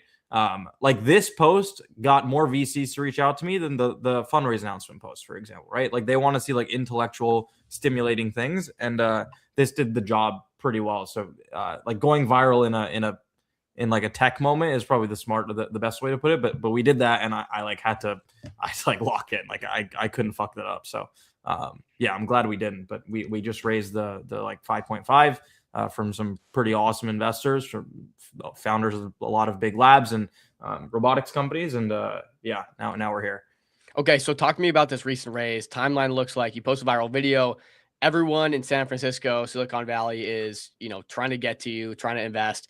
You did a 5.5 million raise with a bunch of angels. You didn't have a lead investor here. Can you walk me through the thought process of who you picked to come on the board here? Yeah, I mean, we had options to raise it all from like one person, several times actually. Not like a full amount like I was looking for, but just like the 5, for example, I could have raised from one person. I chose not to. The reason why is because one, the fund was like a tier 2 fund, so it wasn't a tier 1 fund that would have just done the whole thing. It would have made my life easier to go with one person, but funds in reality actually don't help out that much. They don't actually provide much value to the company. So going with like individual people combined with some good funds, like for example, Parable VC, that's like Anne Lee Skates. She was former A16Z. She did Whatnot and like a bunch of other really big deals, and she's amazing. She's been super helpful. And then same for like Abe Burns, who's not in this list, but if you scroll down, he's there. Super helpful. Yeah, there's just like K5, obviously, a ton of other funds, but like Ogle and I think going with fractionalized funds and breaking it apart to several funds that are being part of the round, it's much harder to do. Don't get me wrong; it's like harder to do that because you have to do due diligence with hundreds of people, which is why it took me a month to close the whole thing. But yeah, I think it's much more advantageous. Like you'll just get way more out of it than raising from one person. Well, I think we see it all the time. We talk about it pretty often. Quality of capital is much more important than quantity of capital. Was that kind of the mindset going into this? Yeah, I think so. I think look, I really don't need to dilute myself that much to go build an insane company. Like we'll very comfortably get to like 50 mil ARR this year, just with the money that we have in. We already have like $35 million in pipeline right now lined up for data contracts, and all I'm doing with the money that's been invested is building better fraud detection systems so that we can handle the scale. That's literally it. So I think comfortably with the money we have, we can get to a very high run rate, and then we can raise just a much higher Series A than as if to us raising like, I don't know, $30 million this round. Yeah. So let's talk about that, because 50 million annualized returns is like, it's a tall order. What does the road look like to go from where you are today, which I'm not sure if you can disclose any numbers on that, to a 50 million ARR? Yeah, I mean, we have several million contracts in the app already right now, but the 50 million ARR is not like difficult considering we already have 35 million pipeline. One of these companies, it's a robotics company, it's a $20 million open line contract. Basically, it's just one alone, right? So there's a reason why like Mercor and all these companies get to these like $200 million ARR run rates, like just insane numbers very fast after a very short amount of time, because just the demand for data purchasing is so high. Like almost every lab is in my DMs, and 35 mil is only the numbers I actually have. I'm waiting on several, but like I'll comfortably have like 50 mil in pipeline in like a couple of weeks. When that happens, it's really just building the fraud detection systems to put that into the app. So like a good example is one of the robotics labs wants household chores data, right? So they want like a ton of videos of people taking out the trash, doing the laundry, et cetera, et cetera. Their requirement for that is they need two hands in the video at all times. So that means one, you have to build out not hardware, but just a shop to send out gear to our users, like chest straps for the iPhones, head straps, whatever it is. But two, whenever a user's uploading any video, you need to make sure there's two hands in the video at all times. And you got to do it automatically across millions of uploads, all instantaneously, or as close to instant as possible, which means you're building fraud detection systems, ML systems, to detect these requirements in every single task that's put into the app. We're just doing that. That's literally our next 2 months of our life. And if we build enough of these fraud detection systems across a wide enough spectrum of tasks, you have what's called a general ML you can apply to anything, and then we can comfortably put any task into the app anytime we want, almost instant, if not like 2 days, 3 days, to put it in there. Yeah, that's all that's left right now, I think. I forgot about that hardware store you guys released. It feels like so long ago. You guys are moving fast. Talk to me a little bit about the thought process behind, having users be able to purchase actual hardware to continue earning and upgrade their earning potential. Yeah, I mean, I wish I had my bag with me. Actually have like a 3D print of one of the cams. It's basically like wrist cameras. There's like a couple tiers, but you want to tier it for sure. So you want like dexterity cameras for movement. I might have lost you because Dom's shit is frozen. No, he's good. And then you want like wrist dexterity cameras. We have like head straps, obviously. The like actual strap that you put on your body is only like a couple of bucks anyway, so that's like very cheap to send out to our users. You want to tier the approach, kind of like how you're upgrading your car if you're driving on an Uber, and you're upgrading your quote unquote equipment.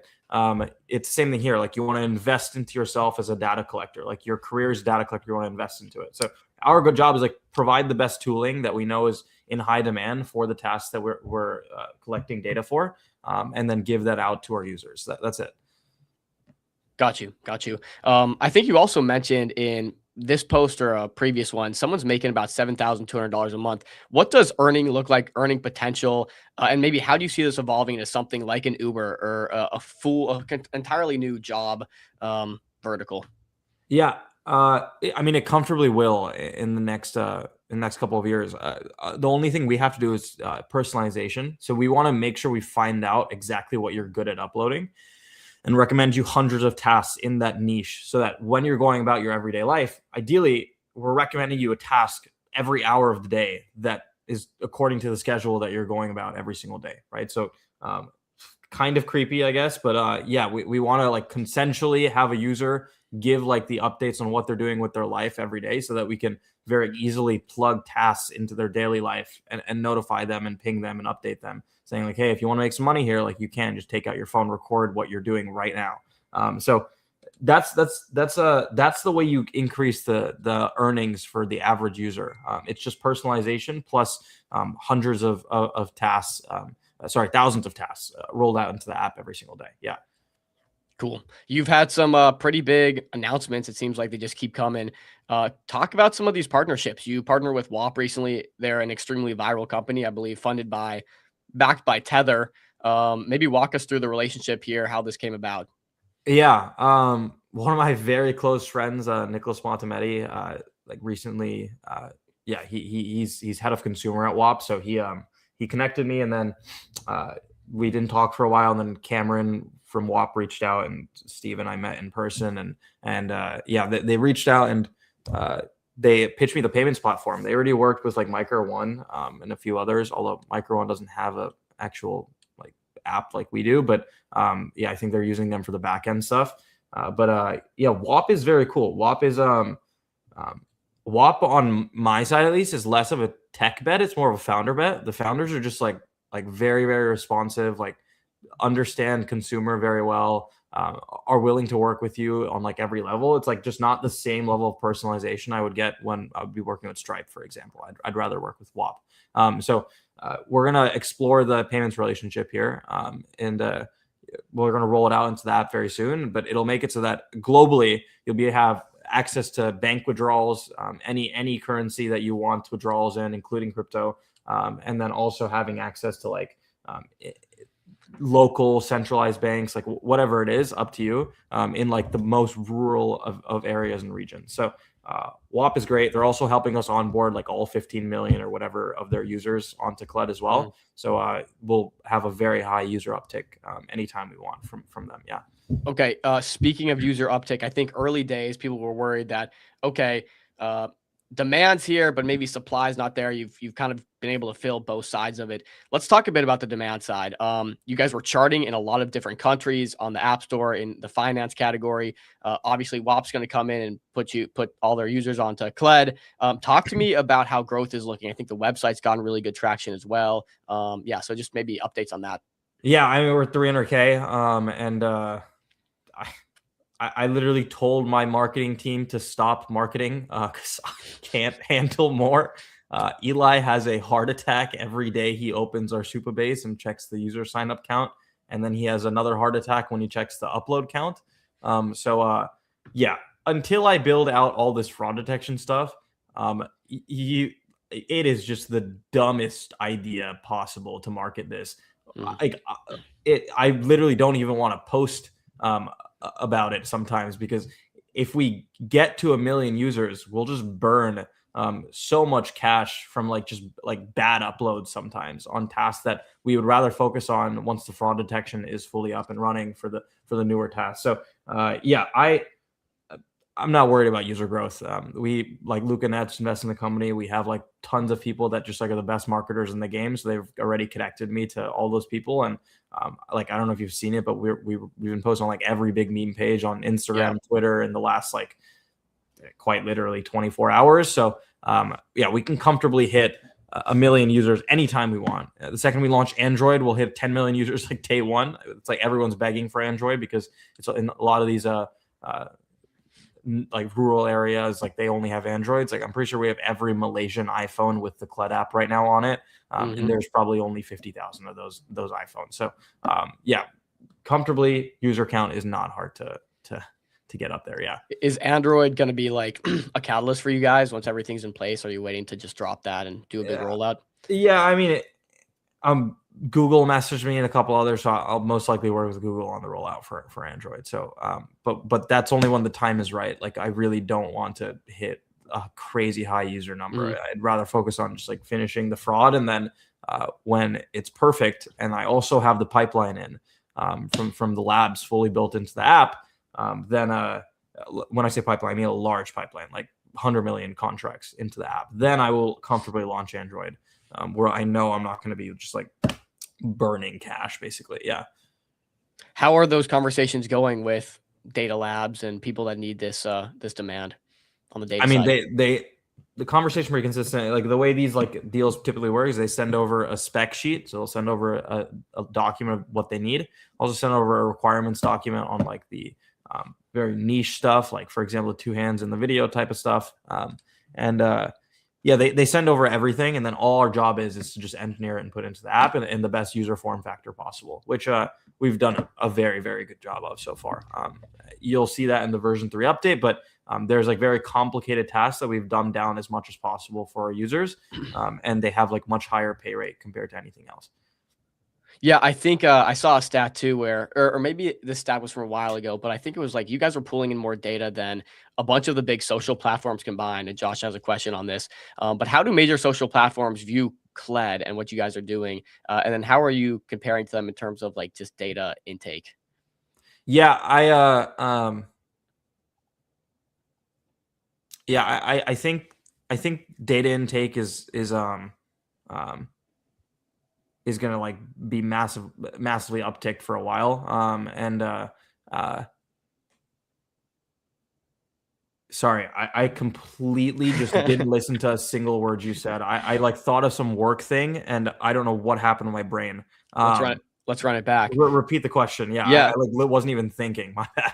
Chilling. No. So the question was in regards to you have all these social platforms. I think I remember you tweeting a while ago. Oh, okay. Sorry, I remember the question now. Yeah. we have more, like our average user is uploading more data than every single social media platform combined. Basically, it's not even close. So like they're uploading currently like 15 to 30 images a day, average, by the way, across our 300,000 people. Our top users are uploading like literally 15,000 up documents a day or images a day or videos a day, right? So the content we're getting comparatively to any of these social media platforms is just like literally 20 to 100x on average per platform, let alone if you combine all of them, it's much higher, like 3x higher than every platform combined on average per user. Yeah, it makes sense. Obviously, we're paying people to upload their data, so it's not like it's imagine Instagram paid you every time you posted, no matter what your like influencer status was. Yeah, we get more than anyone else. Do you have any high level stats you can riff off for us that you've seen in the last couple of weeks? Yeah, I mean we're getting close to like 5 million uploads a day now from our users. That'll be at 7 million very soon, I think, and it'll only go up. When we hit a million users, it'll be like 30-40 million uploads a day, I think, because of network effects.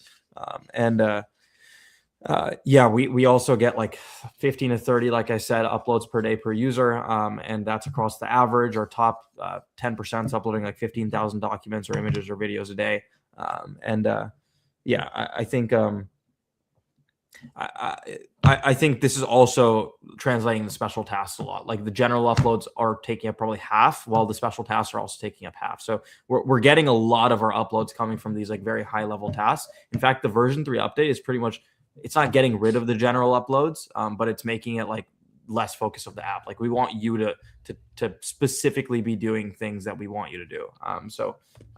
Yeah, that is like version 3's big thing. And from start to now, how long did it take you guys to get to kind of this level in terms of users and uploads? We only launched the mobile app without the beta list. When was it? Like December 12th or December 15th? I don't know. It was when version 2 came out, right? So like very short amount of time. Like we did most of this in like 6 weeks. Yeah, within 6 weeks we got all the users, like all the signups, all the virality, all the uploads. And 8 months prior to that, we were on a beta list this whole time, and we were just making the system pretty perfect, which it is now. So yeah, we're happy with it. Another question. Do you feel like this? You're a very, I feel, viral figure, very popular figure in crypto. Like, do you get the sense that these are like kind of non-crypto users, or are they mostly from within our space? Initial, like the ones who really propelled it were definitely a mix. But yeah, crypto definitely helped out. I think we had like a couple of users that basically stuck around and sent out the app to just like thousands of their friends and signed up literally like entire countries by themselves because they were invested into the coin, for example. So yeah, there's a pretty big benefit early on from our initial users that helped out here. I think now though it's leaning more towards just like anyone with an iPhone.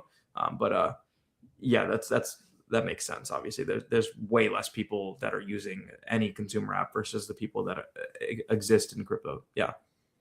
You know, and I don't want to be insensitive here, but Crypto Jones has a question. I think he's kind of joking, but it begs a good question. Like, are there bidders that are bidding high amounts of money for like pictures in Iran or like some sort of intel that would be valuable? Yes, I don't sell to them though. You got to understand that like we're in a pretty unique position here where like a lot of government organizations have reached out to me, for example. The last thing I want to do is turn this into a mass surveillance app. No matter how many people are begging me to sell to Palantir, I'm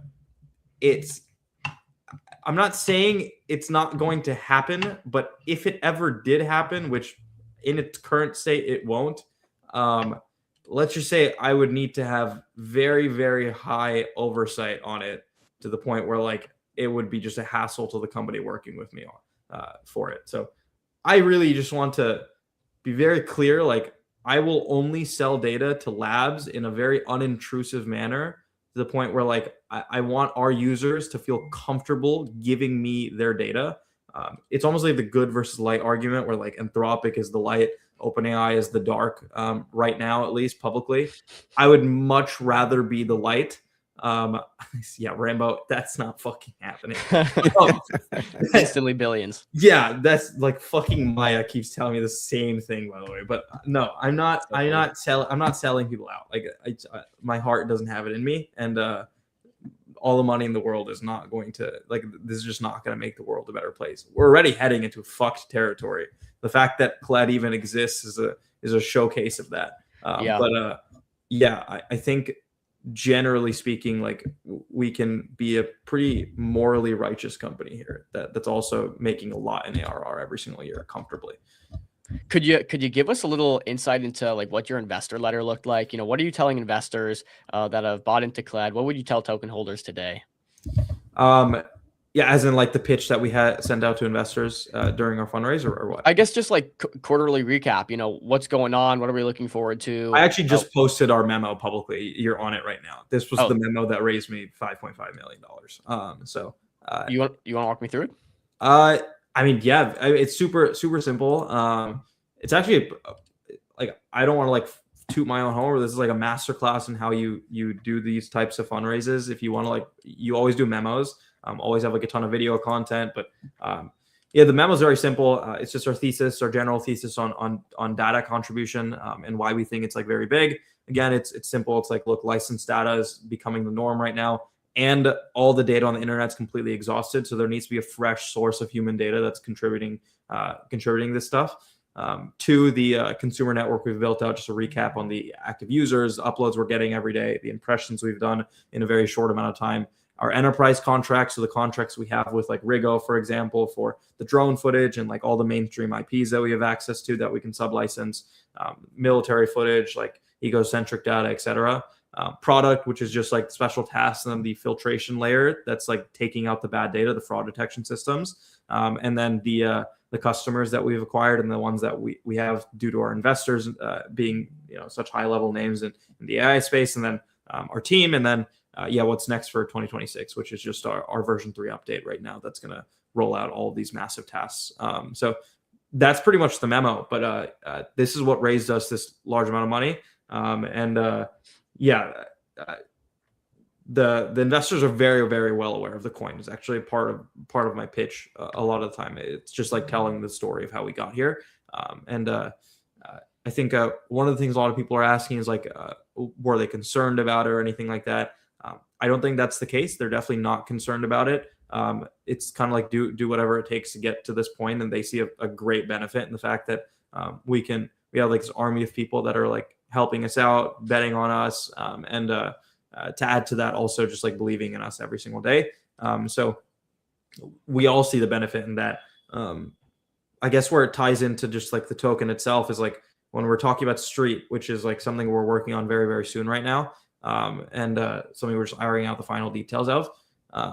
The investors do really care about making sure that we're like very legally compliant here. So like last step here is like, this is now a very, very serious company. Like we have like way too many like high level people invested into this to the point where like I have to be very, very serious on timeline. Like I can't be messing around when it comes to securities laws or anything. And reality is like Street is not equity in the company. And we need to make that very clear publicly to manage expectations. And these comms guidelines are very, very important when it comes to rolling this stuff out. Yeah. Got you. Do you have any other note on Street or the token? Yeah, it's mainly just the comm guideline for Street, and then we're also working on Flywheel, so that like we want to make it so that it's not just Street that's propping up value for the token. Mm-hmm. It's not just these fundraisers that help out value for the token.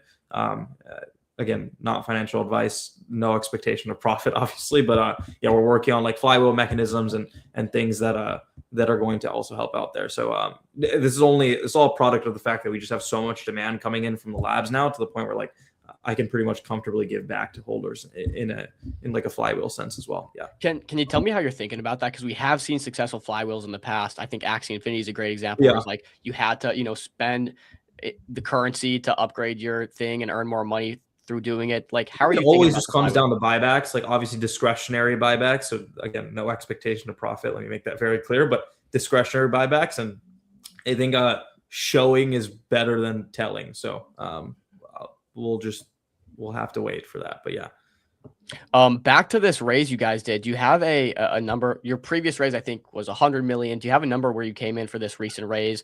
And then maybe what you're I'm not for disclosing it publicly, but let's just say significantly higher than the 100 million. Yeah, significantly higher. And my target for our A is going to be like 750 mil. So we'll be close to unicorn, I think, by this year. I just need to really dial in on making sure I'm selling this data to the right people. Let's give the hypothetical here. You guys want to raise a Series A at 750 million. You raise significantly higher than your last round at 100 million. What steps do you have to take to get to the 750 mil? What are these investors? You need to be at like 25 mil ARR to raise at the 750 mil. And that's pretty much the only requirement. Everything else we've already done. Show me the money. Yeah, it's users already wrapped up. Like our brand is really, really nice. We need to make sure that we're compliant. Obviously, that's very important in getting to that Series A milestone, but we already are compliant. Like we have the best law firm in the world representing us, GDPR compliant, and HIPAA compliant, anonymize the data sets that we have access to. Like all of that's already clean. Yeah, really just cash. Look, you hit 25 mil ARR with consistent contrast coming in like a 4-month time span, you're very easily getting to a 750 mil valuation on the Series A, and I can probably comfortably raise like $30 million, something like that. Yeah. Got you. And you're shooting for end of year. I know you can't put timelines on it, but that's what it sounded like. I'm shooting for mid-year, actually. I think I actually probably go into the Series A in like 6 months. Yeah. When you think about the changes that's happened in the company, what's really significantly changed from the early days to now, where you're a much more fleshed out product, you have a user base, it's kind of played out like the vision you interpreted. What's the biggest change and the biggest factor you're dealing with today as opposed to back then? Yeah, I don't even know where to begin from back then. Like, dude, crazy. I was looking through old tweets, man. That was insane. I don't know what the fuck I was doing. You were tweaking, bro. Patel mode. Shit, dude. Yeah, I mean, it got us here, but like, fuck, man. Like, that was we really pushed the edge of what we should have been doing. Like, fuck, man. Yeah, But you kind of have to, right? You kind of have to. Yeah, I can't like it's what got us here. Like, we would not be here without like me doing retarded shit all day long. So yeah, I have like two modes. Like, I definitely can turn on the retard mode anytime I want, but I really like the like very calm, composed, like serious founder Avi Patel. And when time comes, I can become a little retarded, but until then, like, the company is like very, very serious now, and I like can't fuck up. Like, I cannot fuck up. It's like, yes, I think taking big risks is still very important when it comes to business decisions, but PR decisions, let's just say rage baiting as a form of marketing never works out. And I don't think you can name one example that at least I privately know that companies aren't doing well, but maybe publicly people think that they are. But there's not a single rage baity style company, like founders that are doing well right now. Like, I truly don't think that exists. So personally speaking, being very serious, elegant, graceful, and like human is like the way to build these companies at this stage. Yeah. I know you got to bounce soon, so we're going to respect your time. If you could give us some high-level takes, maybe for a clip here, but high-level, what are some of the achievements you guys have really knocked off in the last couple of months, and what are you guys most excited for? Yeah, we had no app. We have like 300,000 people after zero marketing efforts and only a 6 week time span on the app. We've hit #1 in finance category in several countries and top 100 in over 50 countries. We've done over, I think, 200 million impressions now. We raised over $9 million in total financing and just raised a seed round for 5.5 mil from the Waymo founder, DoorDash robotics team, a bunch of other insane investors that we're very proud of. Yeah, we're at like 35 mil in pipeline right now from lab data and labs that want to purchase this data. Our fraud detection is getting better and better every single day to the point where we can put these tasks in the app pretty comfortably. So yeah, I'm hyped. Our next couple of months are going to be like really just business focused, and I'm going to go build a generational company. That's all I got to do. Yeah.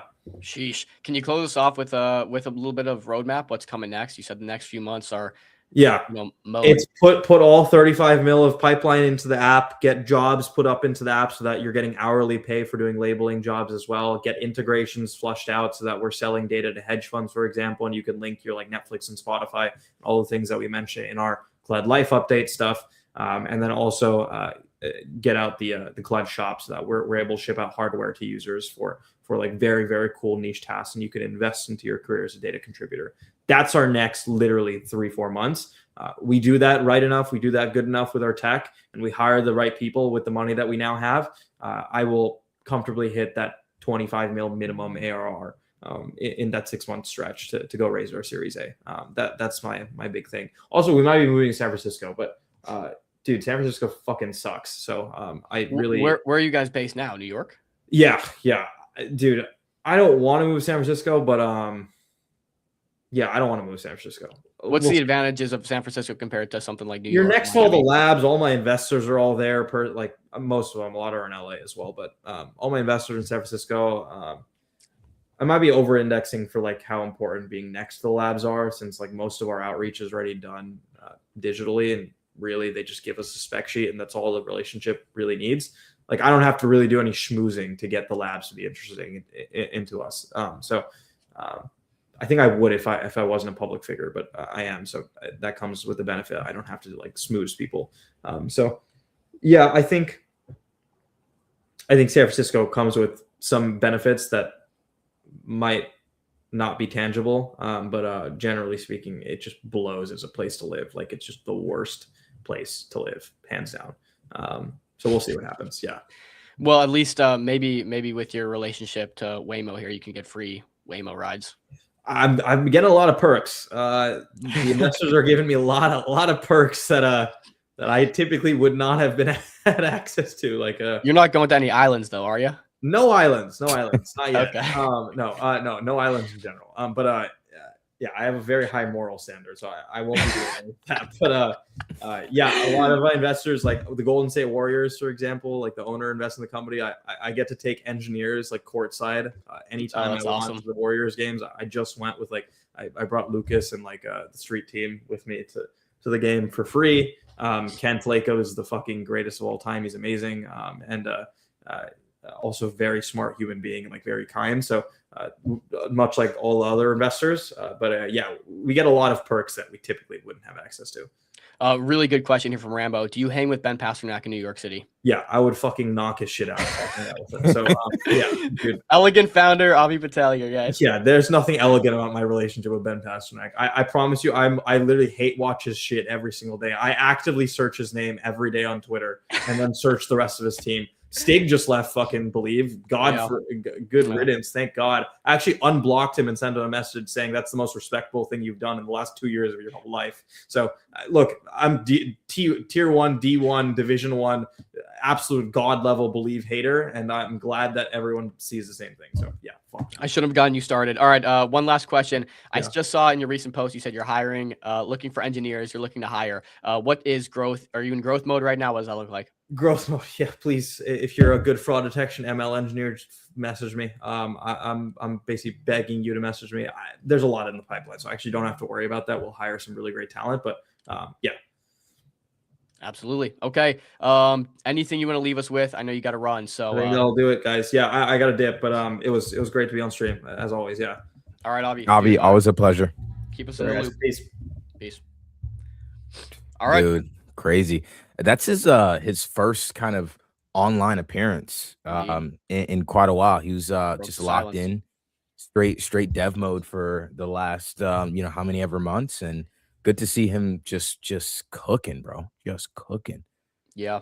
Might have missed a few things. He did have to run, but I'm glad we got him on here. But one thing that stuck out to me, Series A at 750 mil and a target of 50 million annualized returns by mid-year is what he's looking at. Of course, you can't put timelines on these things. We know timelines are only here to disappoint us. But yeah, that was a pretty interesting note. In the next 6 months, he's looking to raise that Series A at a 750 mil. He said 25 mil annualized returns. ARR gets you basically to that number, and that's what the investors, LPs, want to see.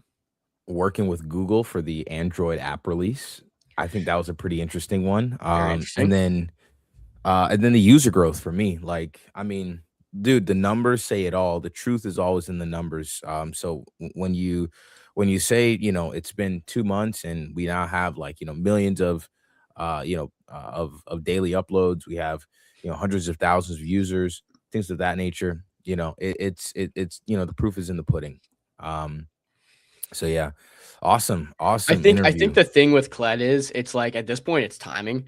Because as soon as he flips that switch for Android, you're about to get flooded. It's going to be Axie Infinity 2.0. You're going to get flooded with these users. So many uploads, so much demand.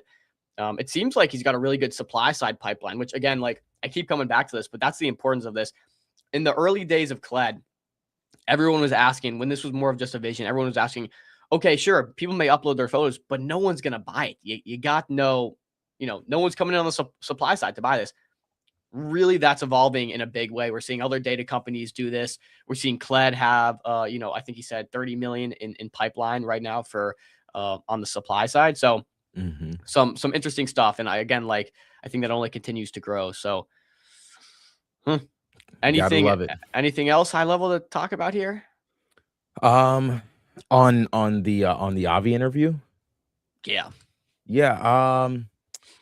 I think for me, personally, I think that's it for me. I love the WAP partnership. I think that's going to be a huge unlock, when it comes to just UX. But dude, Avi is he's cooking on all fronts. The flywheel note was interesting. I wanted to dig in. I know we didn't have a lot. I wish we can sit down with him for a good hour to fully catch up with him. Maybe next time. But I wanted to see like, okay, like what does he mean? Like, I love the discretionary buybacks. I think, by discretionary, I think what he means is probably, similar to Meta, to Profit's take for MetaDAO.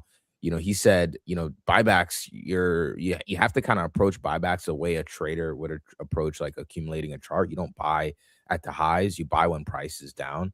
So I feel like that's what he probably means by like discretionary buybacks is like, Yeah. okay, I'm not just like, support a aping floor. the top. Yeah, exactly. So I like that. I think it seems like we got some sell off here. I'm thinking what happened is people didn't like the note on, Street does not like you're not actually holding equity in Cled. I don't want to speak on this too much, right? Because it's up to them to have the messaging down. But like, I think that's a largely legal response here, guys. Right? Like legally, what can you say? People have to understand that this has never like we are on the verge of I don't want to say disrupting, but innovating on a part of financial markets that have been the same for like hundreds of years type thing. Like equity has been used for a very, very, very long time, and that it has not changed, right? So the amount of like legal plumbing, the amount of investment that has to go into building a proper legal framework for these things is you can't understate it. So we all just have to realize that, from a comms perspective, they can't just come out and say any and everything because that could jeopardize all the work they've done up until this point, right? So yep, dude. Yeah, Street Rambo, you're right. Street comms have to be clean for it to work. Yeah. It's a big legal compliance thing. But all right, whatever. We don't need to harp on that. I think that was a really interesting interview. Someone in my chat actually said, have you seen Amber Vibes revenue has been going crazy this week? We had Amber Vibes on. Yes. The chart looks good. I meant to tell you guys that the other day. I don't know if you guys knew this chat, but like the other day I had to like jump off stream like in the middle of the stream, and like that's one of the things I wanted to cover that day. It was the day of our Juno stream. Actually, I wanted to cover that, and I'll pull my chart up on this one because take it over. Literally this was in let me share my screen real quick. This is in my buy zone. It literally bounced directly off the buy zone, and it came and it's doing really well. Where's the Amber Vibe? Here it is.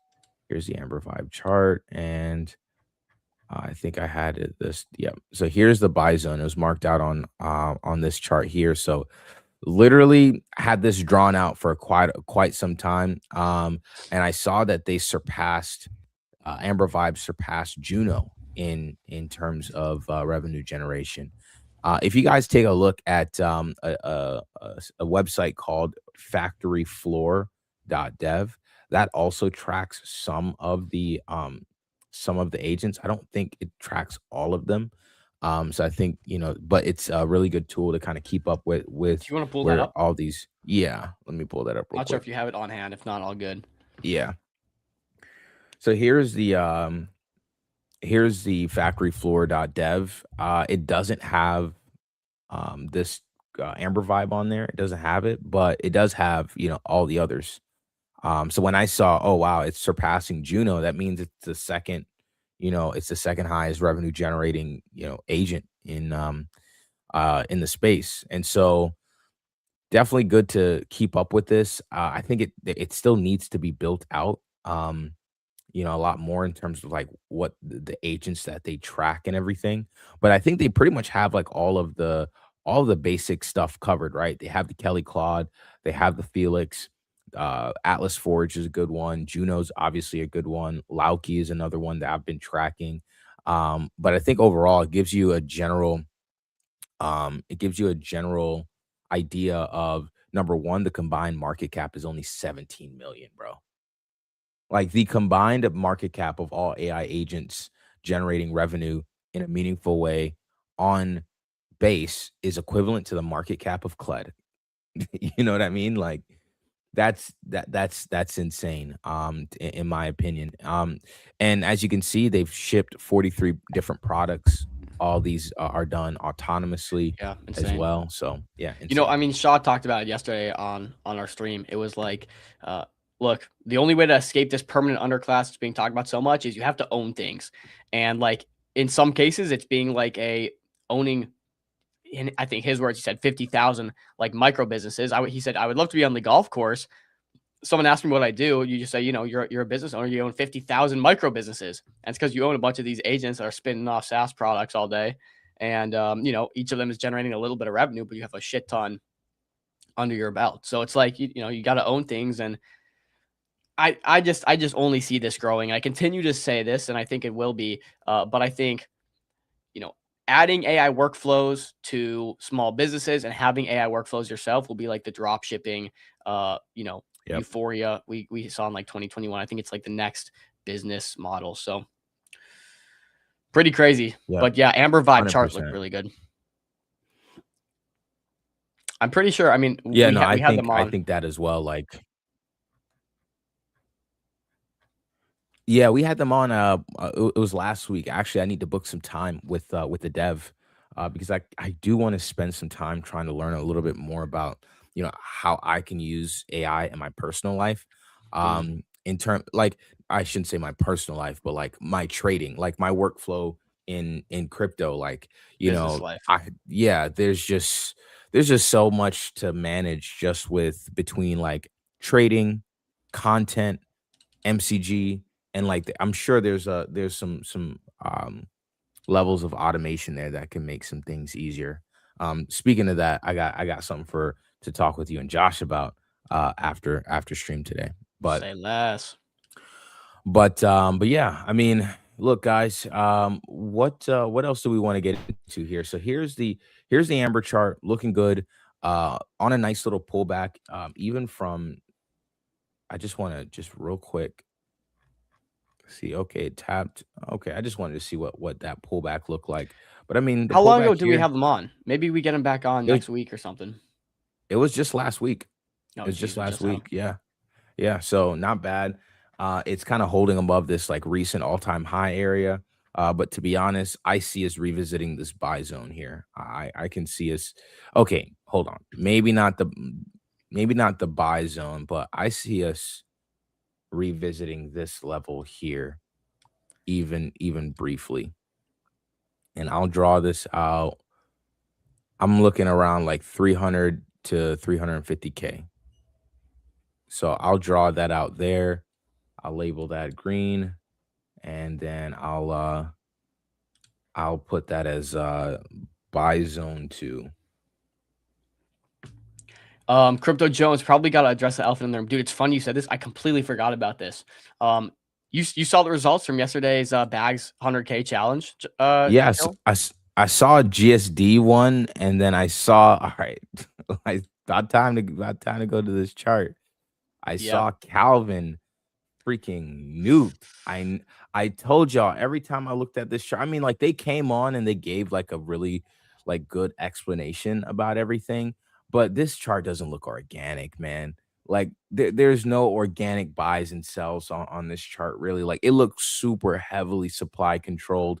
And I understand that, you know, there was a migration, and I could see like, okay, it's a migration, but like after the migration is complete, even if not many people have like claim their tokens, like over the course of like a week or two. I mean, this is migrated all the way back in early February. Like by early March, like this should have already kind of had some sort of like organic demand, but the chart just never looked good to me. Chart just never looked good to me. But Yeah, dude, I'm looking through the Bags Twitter account. Bro, they didn't even like, they're really not even talking about the 100K. I don't even think they posted the results from the 100K on the main account. I think it's just on BNN. Look here, look at this. The last time they talked about the 100K was back here 7 hours before it ended, and they didn't even post the results. That's crazy. why do you think that is? Maybe to avoid controversy, because I did see there was a post somewhere, and you know, Kelvin team was pretty angry, you know, for obvious reasons. Let me see if I can find this. Yeah, I 'Cause I saw know they it's somewhere. removed Calvin from the leaderboard or something like that. So here, Why look at did they this. do that? They did it 5 minutes before the tournament ended, which seems to be what got people up in arms. And by people, I mean Calvin team. But here, look at this. So, GSD wins at 1.24 mil. Calvin was at like 2 mil, so they were heavily in the lead. Let's just see the comments. And Scooter even commented on this. Now tell everyone you cheated the real winner out of the competition. Oh, bro, Scooter, his deal, bro.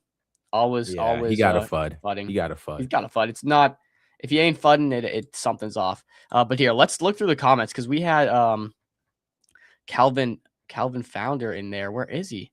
He was very angry. And he tagged us too. Like, bro, what the hell is MCG supposed to do, bro? Like, he's like at MCG. Where is it, bro? Where is it? Did he delete his comments? Here, let's go. Let's go to Calvin's account. I'm gonna look. Yeah, I'm looking on the Calvin main. Do you know their handle? Cabal Calvin. Like it said it in the name, bro. Cabal Calvin. Let's see here. All right. The dev is Chad NFT the God. Oh, dude, they retweeted Scooter. They retweeted. Okay, here. Are you for real? So look at this. Yes, bro. Are you for real, Bags app? At MCG Live. Why did they tag us? I don't know, bro. We just do a live stream, bro. Yeah, man. We're just reporting. We didn't choose the winner.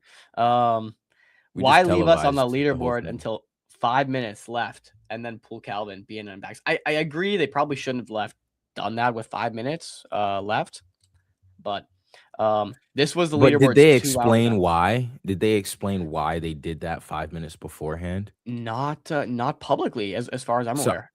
I would say even if like I've had obviously we've been suspicious of Calvin on the show. We brought them on to try to have them make their case. But even if you are suspicious of them, like you still need to provide a reason, right? Like you still need to say, hey, like here's this on-chain evidence of, heavy supply control or this or that. Like it has to be something.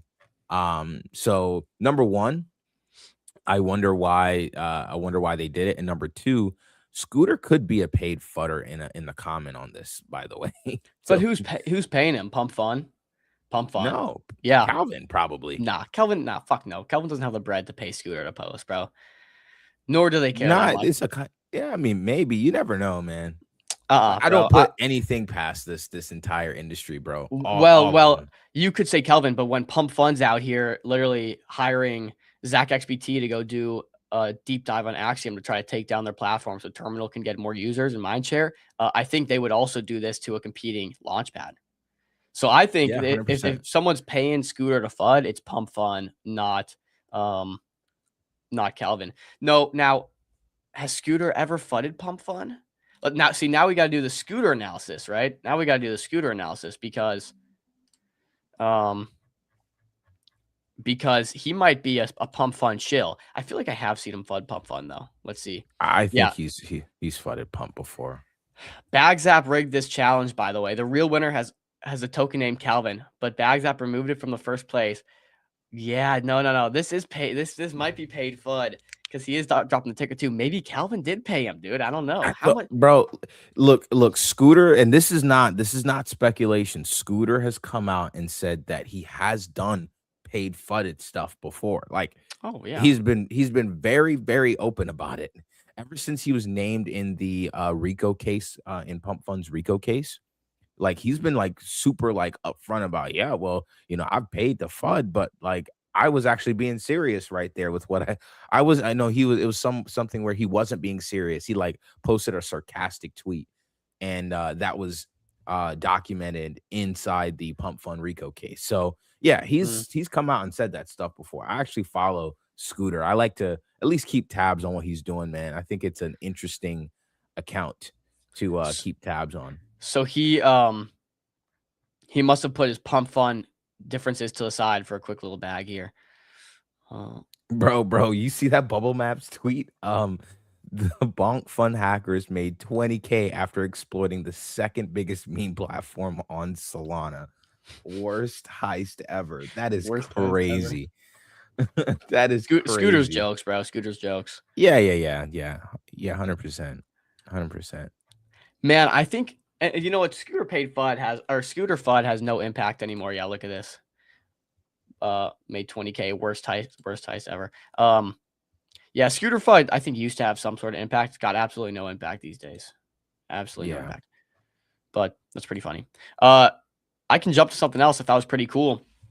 Solomon Yeah, we Labs. good. Solomon Labs got a little bump today. One that we said, hey, this is kind of at range lows. I think it's sitting close to net asset value, maybe even a little below net asset value. No attention on it, but they got pretty good team. I think ex PayPal, USD stablecoin guys on the team. You know, they have a good vision. They have good funding.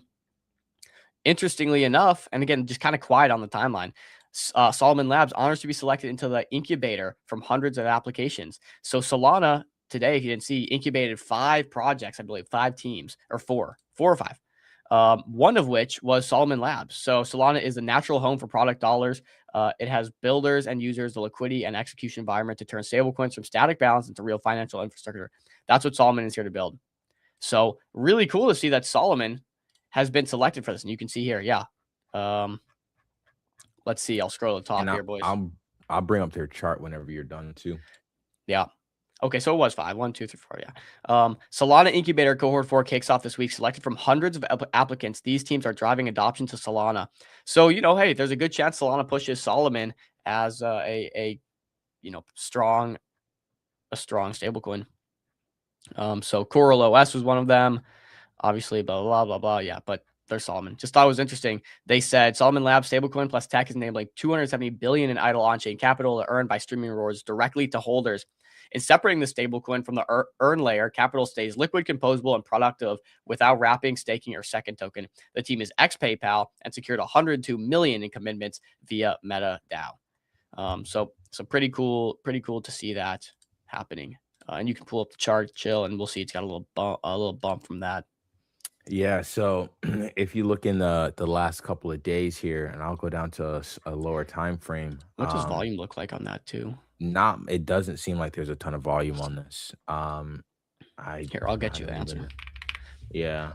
From their most popular pool, it's got 6.2 in the last 24 hours. Yeah. I mean, there's just not any sellers. And when it was ranging down at those lows for a long time, there was just no volume. Some days there was literally 0 volume, so it wouldn't even show up on like my deck screener.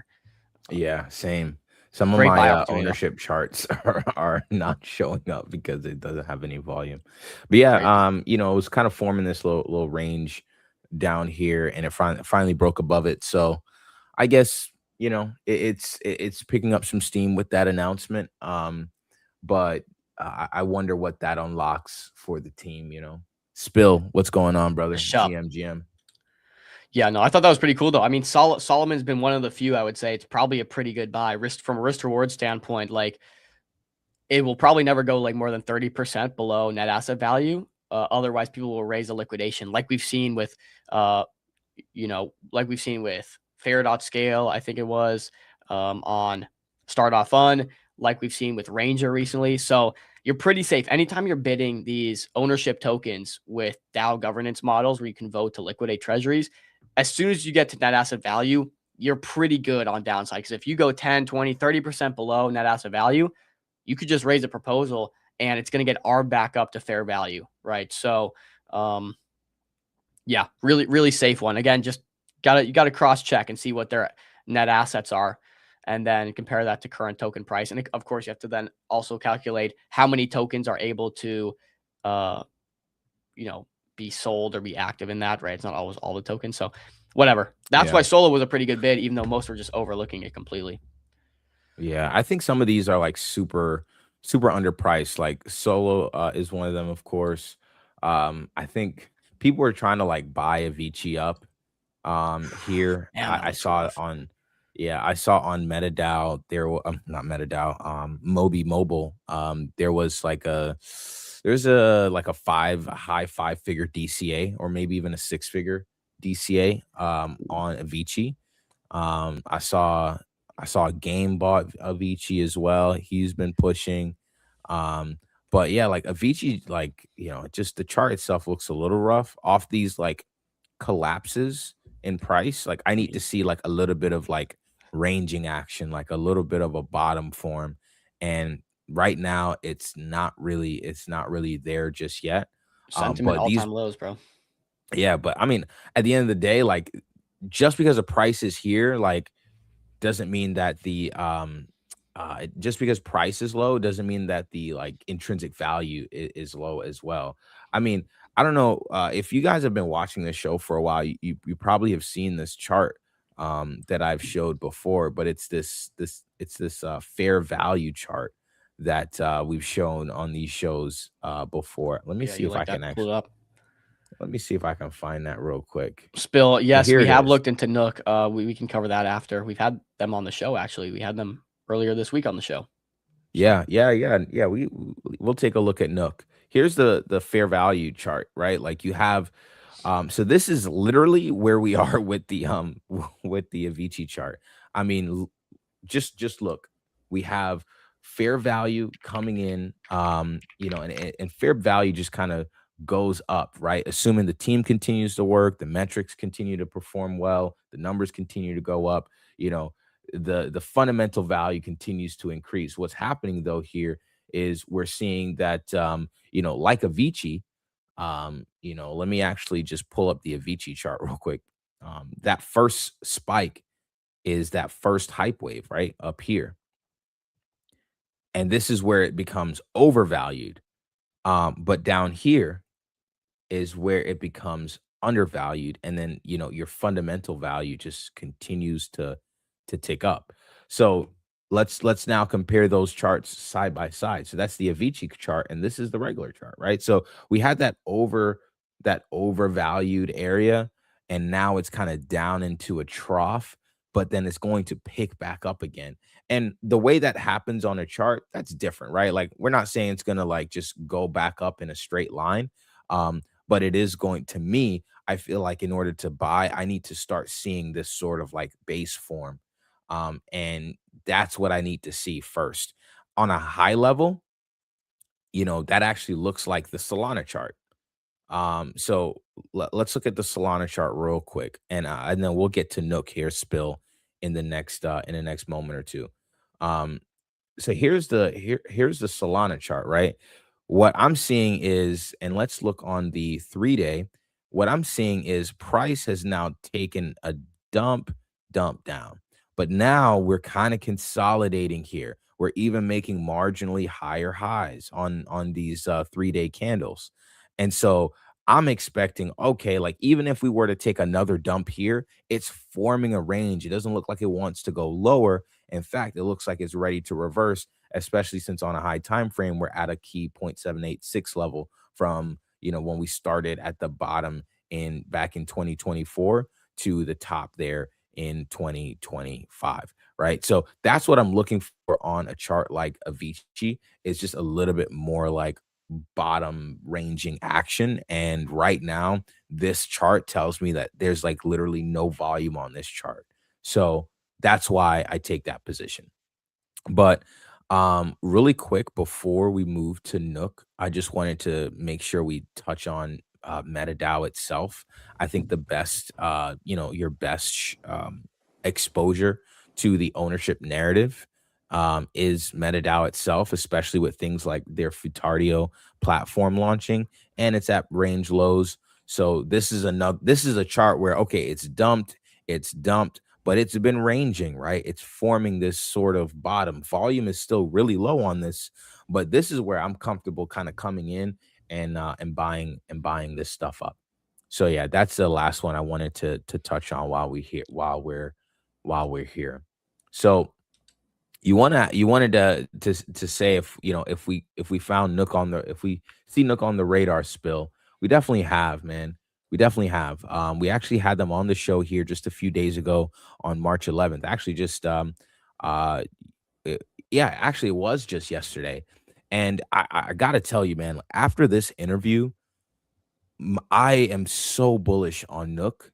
It's now becoming like one of those assets that I want to continuously accumulate, right? Like as long as it's staying in this range below all-time high, I want to accumulate more. In fact, I bought a little bit more um today because it's kind of back back closer to my entry. I didn't feel comfortable DCAing at all-time highs, but right here as it hits the lows, like I feel a lot more comfortable taking another DCA in there. So yeah, Nook is looking really well. In fact, I posted a little bit about my biggest takeaway from the Nook interview, and I'll share that with you guys real quick. Here it is. Gonna try to get you guys some clips out from that. We've had some Clipper disruption recently, so took a little longer Monday and Tuesday to get some of those clips out. Yeah, so we'll get those to you guys, over the coming days and week. Here's the Nook basically takeaway from the Nook interview. So I said Nook has now strategically placed itself in the core AI agent infrastructure pipeline. And if we remember, Mr. Nice and myself and Josh, we had a nice little back and forth with the chat, kind of talking a little bit about this. But here's the pipeline that I'm seeing that's coming out. It's Claunch on top. Claunch gives AI agents access to crypto primitives, and by primitives we mean like financial tools, cross-chain swaps, DeFi, yield generation, all the high-level stuff. Below Claunch, you have Banker, which gives agents the resources. They get access to cheap compute through their wallet. They can automatically pay those compute costs. They have the LLM gateway, which kind of acts like a brain, if you will. Every time they're pinged to do something, they ping that. They use the LLM gateway to access models like Grok, ChatGPT, Gemini, Claude, whatever. Along with Banker comes skills. So you have these Banker skills that you can take part in, or that agents can now pick up. And then you also have the wallet infrastructure itself. And through this wallet infrastructure is where they can buy, sell, trade on chain, manage a treasury. They can make payments as well. Now, this is where Nook comes in. Nook is kind of this like third layer of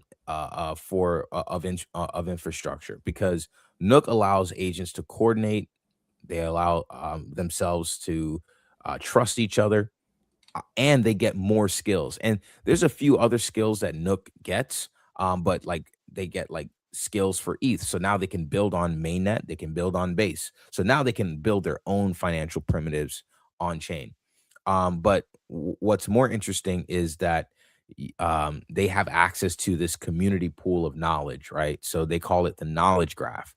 So the community pool of knowledge here is something that they can contribute to, they can ping and get access to, and they'll get paid for any contributions that they make. So I feel like, Claunch, Banker, and Nook are like the core pieces of infrastructure. And Nook right now is at like it's under 2 mil, man. It's under 2 mil. Very, very low market cap. I think Claunch is 7 mil. Banker obviously is more like 50 mil, that sort of area. But I said it really well here. Crypto has end-to-end infrastructure for agents to access crypto rails, tokenize, earn revenue, and form an agentic economy. And Nook also allows agents to earn revenue through bounties and stuff like that. And that's what you see here in the picture. 3,000 agents, 20 humans, 7,000 posts, 166 projects, and 6.6K votes. And I wanna draw a quick parallel. I'm gonna look at my first Nook post, because in my first Nook post, I actually said something interesting. I was tracking these metrics. So in the first Nook post, there was 145 agents registered and only 28 projects, right? That number then moved to 67 live projects with 542 agents with just under 3,000 posts. And now we see Nook is obviously the numbers are much higher. 3,000 agents up from 145, 20 humans up from 2, meaning more developers are coming to the more developers are coming to the platform, and they have 166 projects coming up from 45, right? So there's a ton from a metric standpoint that I really love about Nook. And then the last thing is they announced some really nice things on our show, like things that they have not they have not said publicly. So you want to go back, go to check it out.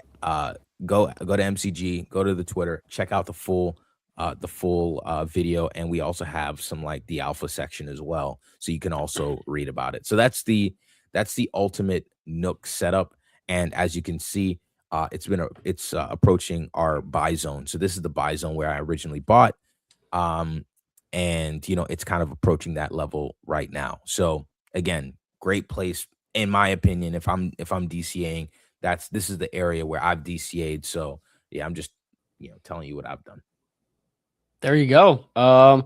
Yes, Bill, go back and watch it. It's gonna be a banger. I'm gonna try to get some more Nook clips out for you guys today or tomorrow. We got a bit of a backlog to go through, but yeah, check it out. Maybe we'll even repost it. I don't know.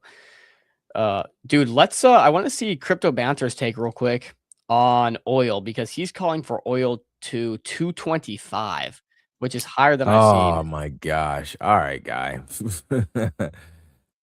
I actually used to watch Crypto Banter like every single day, people bro. like Peter Brandt. Let's He's see what saying, he's got to say. And this is how the oil price may actually get as high as $225. See the thesis here. Some of the big Josh charters is loving to people hear like this Peter right Brandt, here. He's saying, and this is how this barrel will roll. Basically saying that the oil price is destined to go up. Now, he's posting that the oil price may actually get as high as $225. Now, look, I don't know if you can say that it Thesis, will get bro, to $225, but I think you'll agree with me that if that happens, that's a very scary scenario. And generally, I seem to trust the charts more than I trust the news, right? So when the chart's telling me that things are going wrong, then I believe the charts more than I believe the headlines.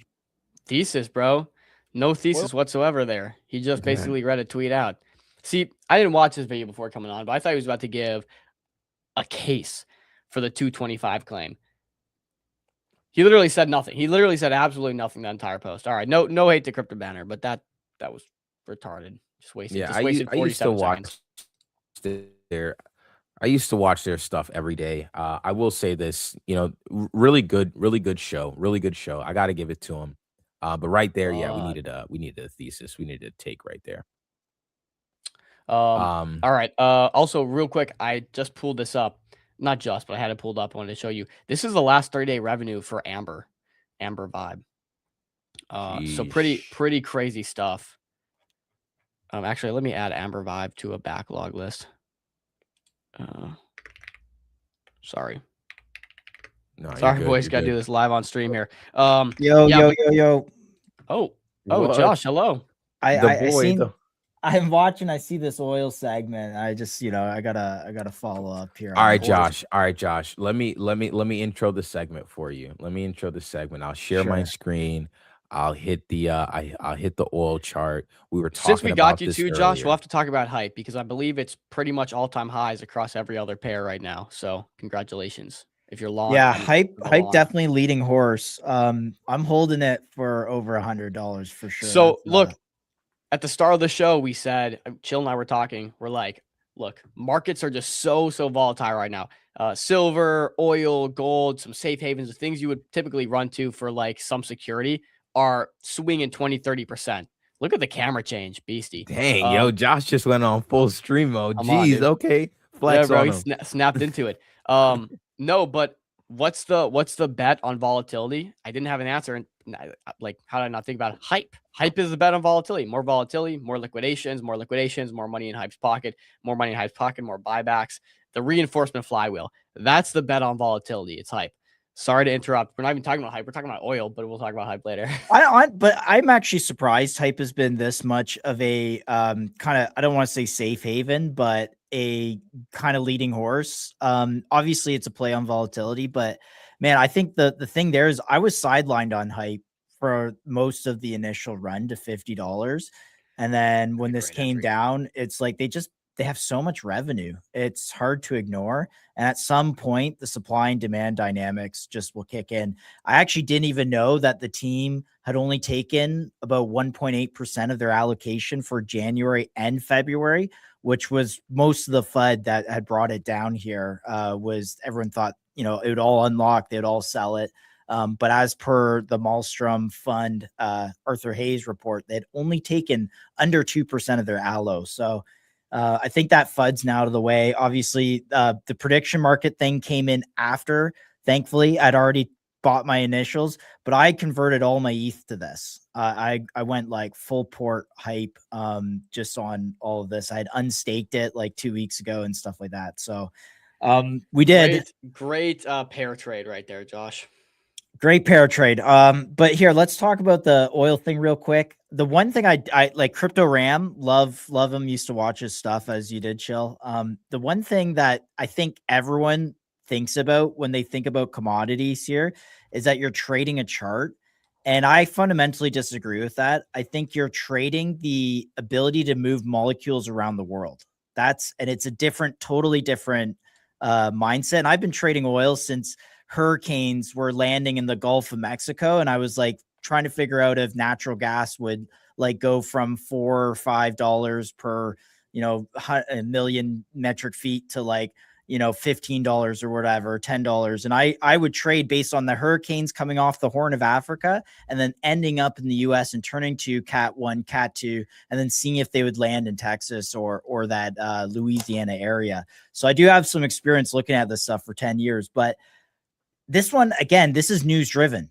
This is like, is tankers getting through the strait or not? And today they're not. And I just saw 5 minutes ago, a drone was intercepted hitting one of the oil fields in Saudi Arabia. And as I said, guys, the only thing that matters is those oil tanks, the physical infrastructure. If that stuff starts getting hit, it doesn't matter what the chart says. It's what the supply and demand dynamics will send this to. And I don't think 220, I think that's crazy. I think a lot of things will break at that point and people will just turn off parts of the economy. But more so, again, that 150 seems like, previous all-time high, maybe a wick above it, but that's where my bet is that especially if you adjust for inflation, right? Exactly. Right. Like, dude, we're not even breaking above the, the reopening COVID economy roar back.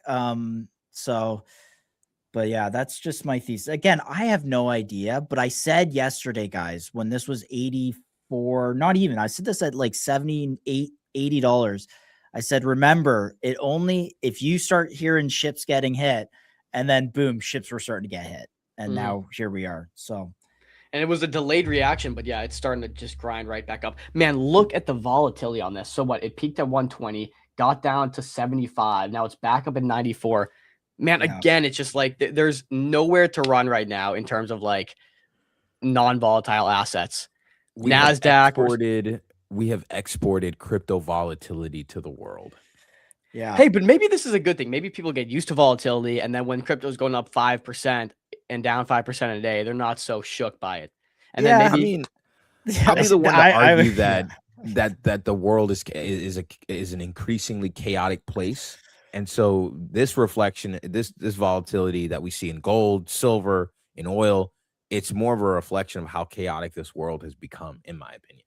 Totally. And I'll also say, like, I think people think of oil as like, again, like a chart, but like you think of gold is not a consumable. It is to a small degree of its industrial use case, same with silver, but oil is a consumable. Once you burn those molecules, they no longer exist and you have to replenish them. So it's just a fundamentally different market than, something like gold and silver, et cetera, copper even.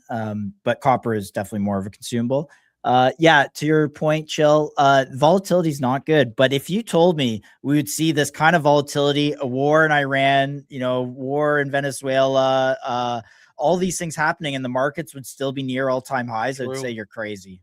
Absolutely true. I would say you're absolutely batshit off your mind. But today, you know what? If for some reason the economy stays, or the market at least, it's pretty resilient. Why do we think the market is so resilient? Is it just like people know lots of the wealth comes down to the United States being solid, and who cares, right? That sounds insensitive, but like anything that's happening geopolitically outside of the US, or if the US is not in dire strain, like we're good. Like, what's the reason that we are so resilient here? Is it because the U.S. is kind of, I shouldn't say unaffected, because they're affected by these wars, but I don't think the market believes that we're headed to any sort of like world war. I think the the cat is out of the bag when it comes to the inability for countries around the world, whether you're US, China, Russia, wherever, you cannot afford a war. It is that simple. China, Russia's stuck in a war with Ukraine. They still haven't resolved that. The sort of approach to the forever war tactic that also is changing in the US. So there's just a lot of like foundational things that are changing, and ultimately what it comes down to is the US has lost power, others have gained power. That doesn't mean the US is like, fallen behind, but it's definitely less power than what it had immediately after World War II. And there's a reshuffling of what is mine. Does the US own? What do we have the rights to? Well, Venezuela, because that's in my backyard. That's my neighborhood of the world. I'm gonna take claim to that. Who's gonna try me? Nobody, right? They probably end up hitting up Cuba later this year. On the Chinese side, or on the west or eastern side, there's all these other things going on. But at the end of the day, everyone has a dying fiat. They're all in dying fiat money. They all are massively in debt. They all cannot afford a war, and they all will prioritize self-preservation over a war. Yeah. But it just has to look, they just have to make sure they don't look weak. It's all about how you portray. Let's take a look real quick at maybe some of the the NASDAQ. I didn't really realize the Dow Jones US 30 is down so much. If you actually look at that chart, it's cascaded quite a bit. The NASDAQ looks like it's going to roll over. I told y'all, man. Yeah. I mean, you know what market is doing really well is the Canadian Toronto Stock Exchange is up like 40% this year, and it's like in the last 12 months, and it's literally because our market is fully like commodities, industrial, consumer staples. Like outside of Shopify, what tech companies do we really have on our index? But all that is resilient to the AI trade, right? All the NASDAQ related companies have gotten smoked. So it's funny that money is flowed into the, and I'd argue the Canadian economy is trash, but the index has done quite well after decades of lagging the US. Like, it's quite crazy. So the Dow Jones, that big dip right there, I think was original tariff news when Trump slapped a bunch of tariffs on different countries. It did I think a 23% dip. Maybe you can go measure that for me. How does that compare to what we're seeing today? Do we get a similar size reset? So we're down 8% from all-time highs on the Dow. Back in April, people were telling me they were selling their NVIDIA shares and stuff like that. Like, I actually had friends of mine, talk about full porting out, which is funny in April. But yeah, chill. Can you measure the tariff? The tariff dip? High to lows, yeah. It's that big what's dip that? there. This dip right here? Yeah. 23%. Oh, not even 18%. Okay. 18%. So 18%. We're down about 8 today on the Dow. I don't know. Do we go another 10? Do we slip another 10? You saw me draw out the green box. True. We're seeing I mean, at maybe maybe that, that's a possibility, right? Like, let me Can we check NASDAQ and SPX? And I also want to see the volatility index. I see you have the VIX up there. I want to see if we're spiking, because we do know that the volatility index has historically, when it spikes, it pretty much indicating close to a bottom has been how it looks. Yeah, like the SPY looks like it's going to roll here. Yeah. NASDAQ looks even more so, and especially it's lagging compared to the other two. So on the I've been on record on these streams kind of being a little bearish here on or just plain bearish on SPX. I've been telling so my uncle, he's he trades stocks. He just quit his job to trade trade stocks. Yeah, good for him. He must be doing pretty good. So I was like, or is that top signal? Is that like the point signal. of the point of the cycle? It's top signal. I'm like, not to clown on Unk or anything like that, but nah. He's been trading for a while. but he just hasn't had time to like fully focus on it. But like what I told him was, I was like, now might not be the time. Like, I think, yeah, you might be a good trader and all. No, like no problem, not questioning that.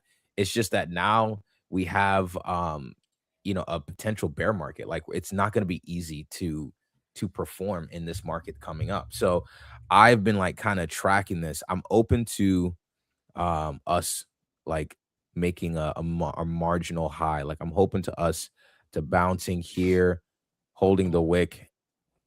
I'm open to something like that.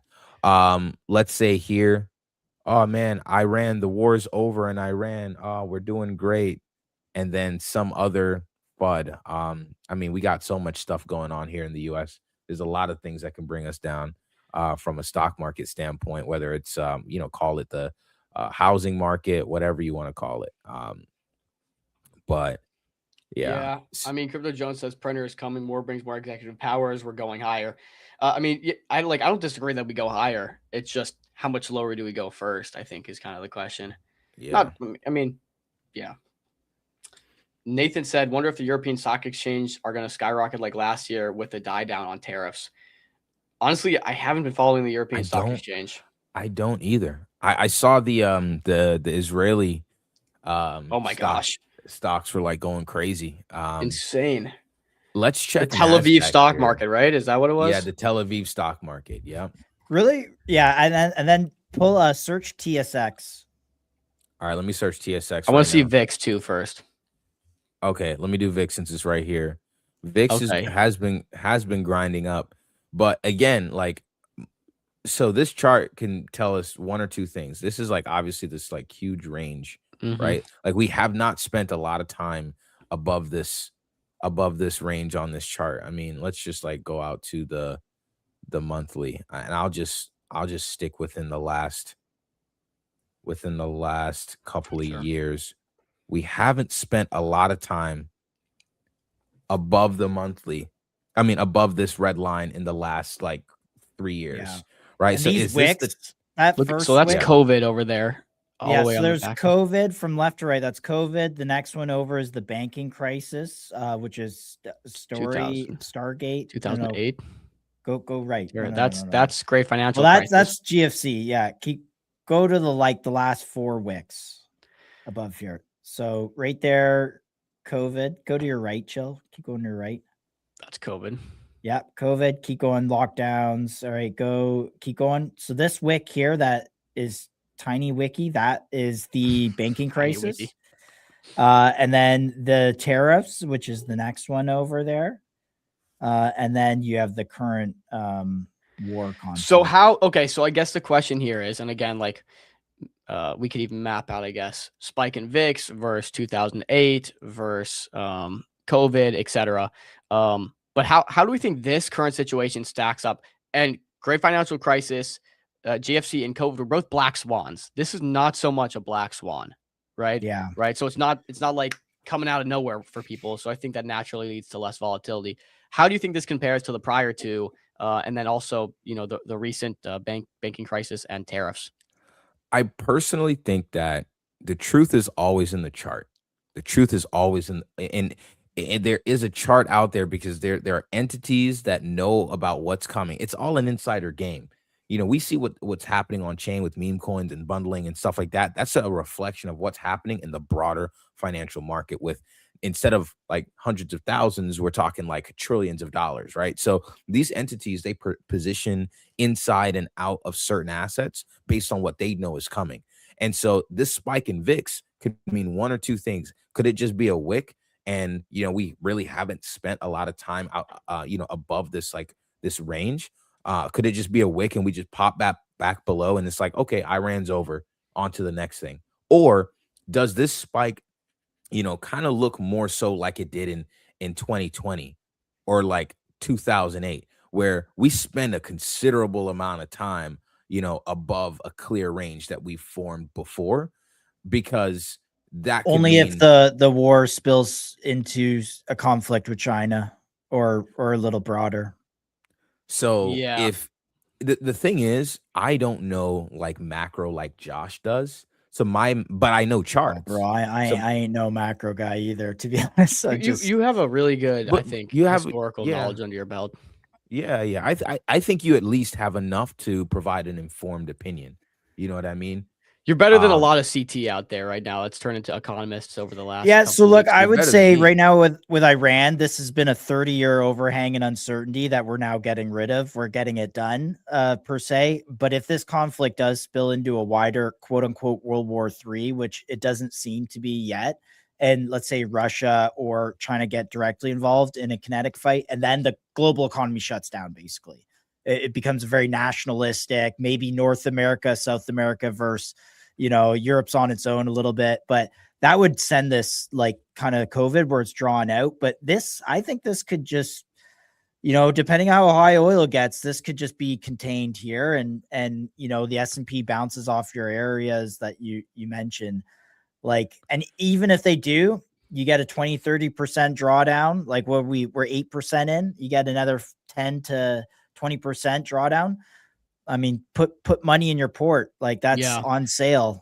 Yeah, once you start getting that sort of discount, you almost have to buy. Yeah, because Crypto Jones is right. Like the underlying, printer go burr thing is a real phenomenon. It's both happening in Canada, U.S., most Western nations. Like that is just they're chasing the high. Buy Bitcoin. Yeah. So, I agree with this. This looks like normal VIX behavior, to be honest with you.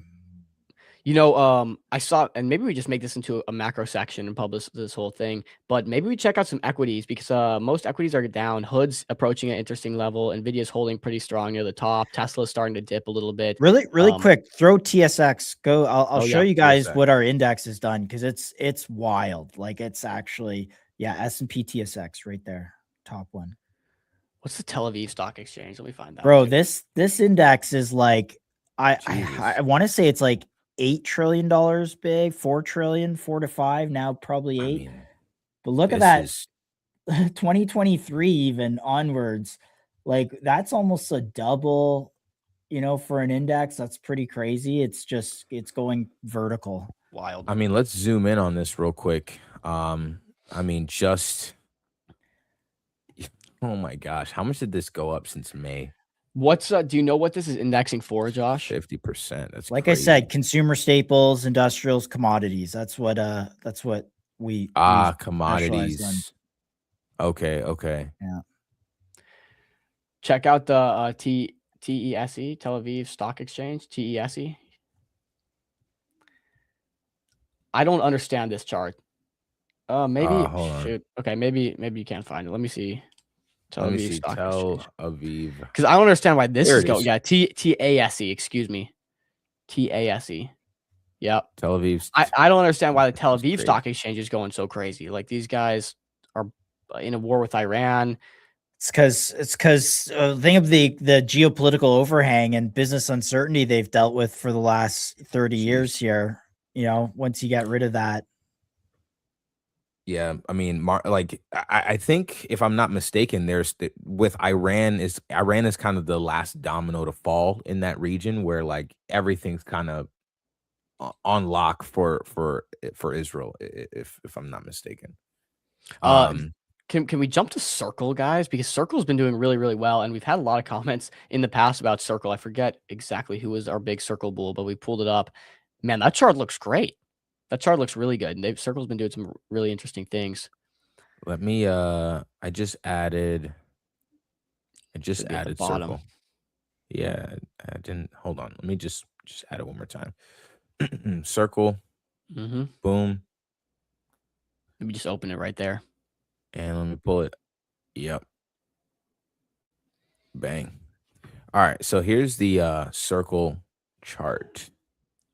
Is it it's not showing No. Are you on another tab? Here. There you go. Oh, there you go. We might be losing chill on this. There we go. Yeah, so here's the Circle chart. No, I think I'm good. I think I'm back. Okay. Yeah. Yeah, I don't know. The chart looks good. You guys can cover it if you want. Yeah. No, I mean there's not much to cover. It's just been up only for the last 4 or 5 weeks here, despite everything else kind of going down. Do you guys know the reasoning? I saw some news, but it's slipping my mind here. risk off. I mean, stable coins. Stablecoins. Yeah. Stablecoin's been like a very, its adoption is going crazy. Actually, that brings me to a tweet that I wanted to show you guys. Jeez, chill. I think and is get your lagging out opinion on on us. because Think fire you're truck. think you're lagging out on us. If chill's going, that means I'm going soon too. All right. Yeah, I'm not sure exactly. What's your idea, Spill? Taste got the real Trump pump. I think you're right, Crypto Jones. Definitely did. Yeah, but I don't know. Circle's interesting. It had the IPO, did really, really good on the first couple days. I think I and should then- be back. Yeah, there he is. He had to close a few tabs first.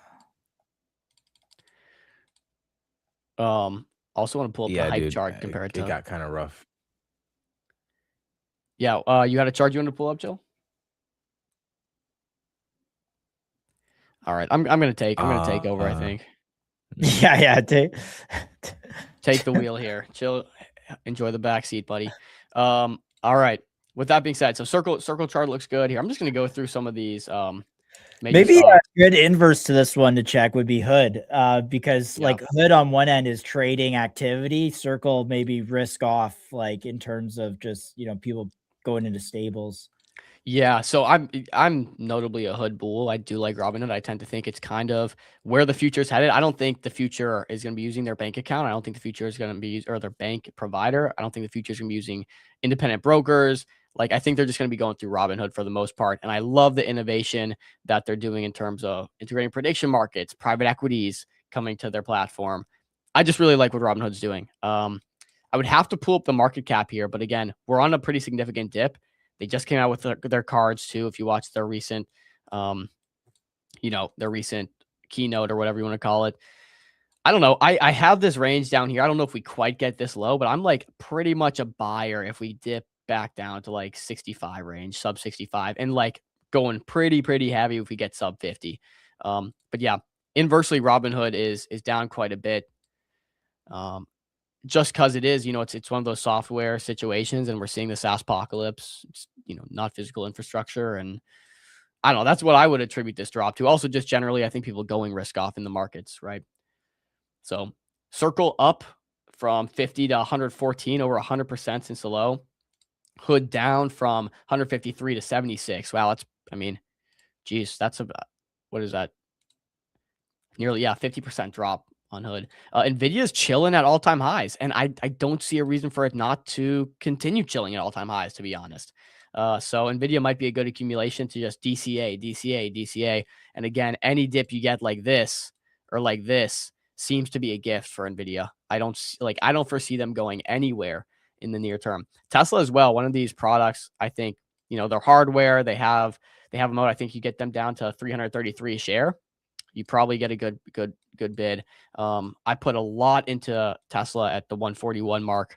Back shortly after COVID. I guess not shortly after, but so I do like Tesla. I probably add more down here. Let's see. Apple kind of coming down. Meta as well. Microsoft. We know Microsoft taking a hit. Amazon down. Google coming down. Cat's been one that's on a tear, right? Again, I don't know why, but Cat's been on an absolute tear. Make America great again. Yeah. I don't know. Build. Here's your Galaxy Digital. Yeah, it's also taken a little dip. Same Robinhood. I mean, volumes. They're a volume driven business and a data center business. So yeah, chilling. But $20 a share here, I think, is pretty like off of 47 is pretty decent. Yeah. Here I'll pull up your hype chart because this was Chill was looking at denominated in USDT, and also I'll show you the pair trade here.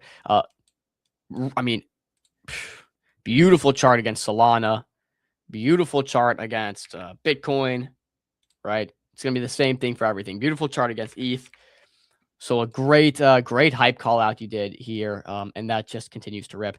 The other one we've talked about on the show quite a bit is Tau. It's been looking good again, continues to kind of rip up in a pretty bad market. So it's up 5% on the day as well.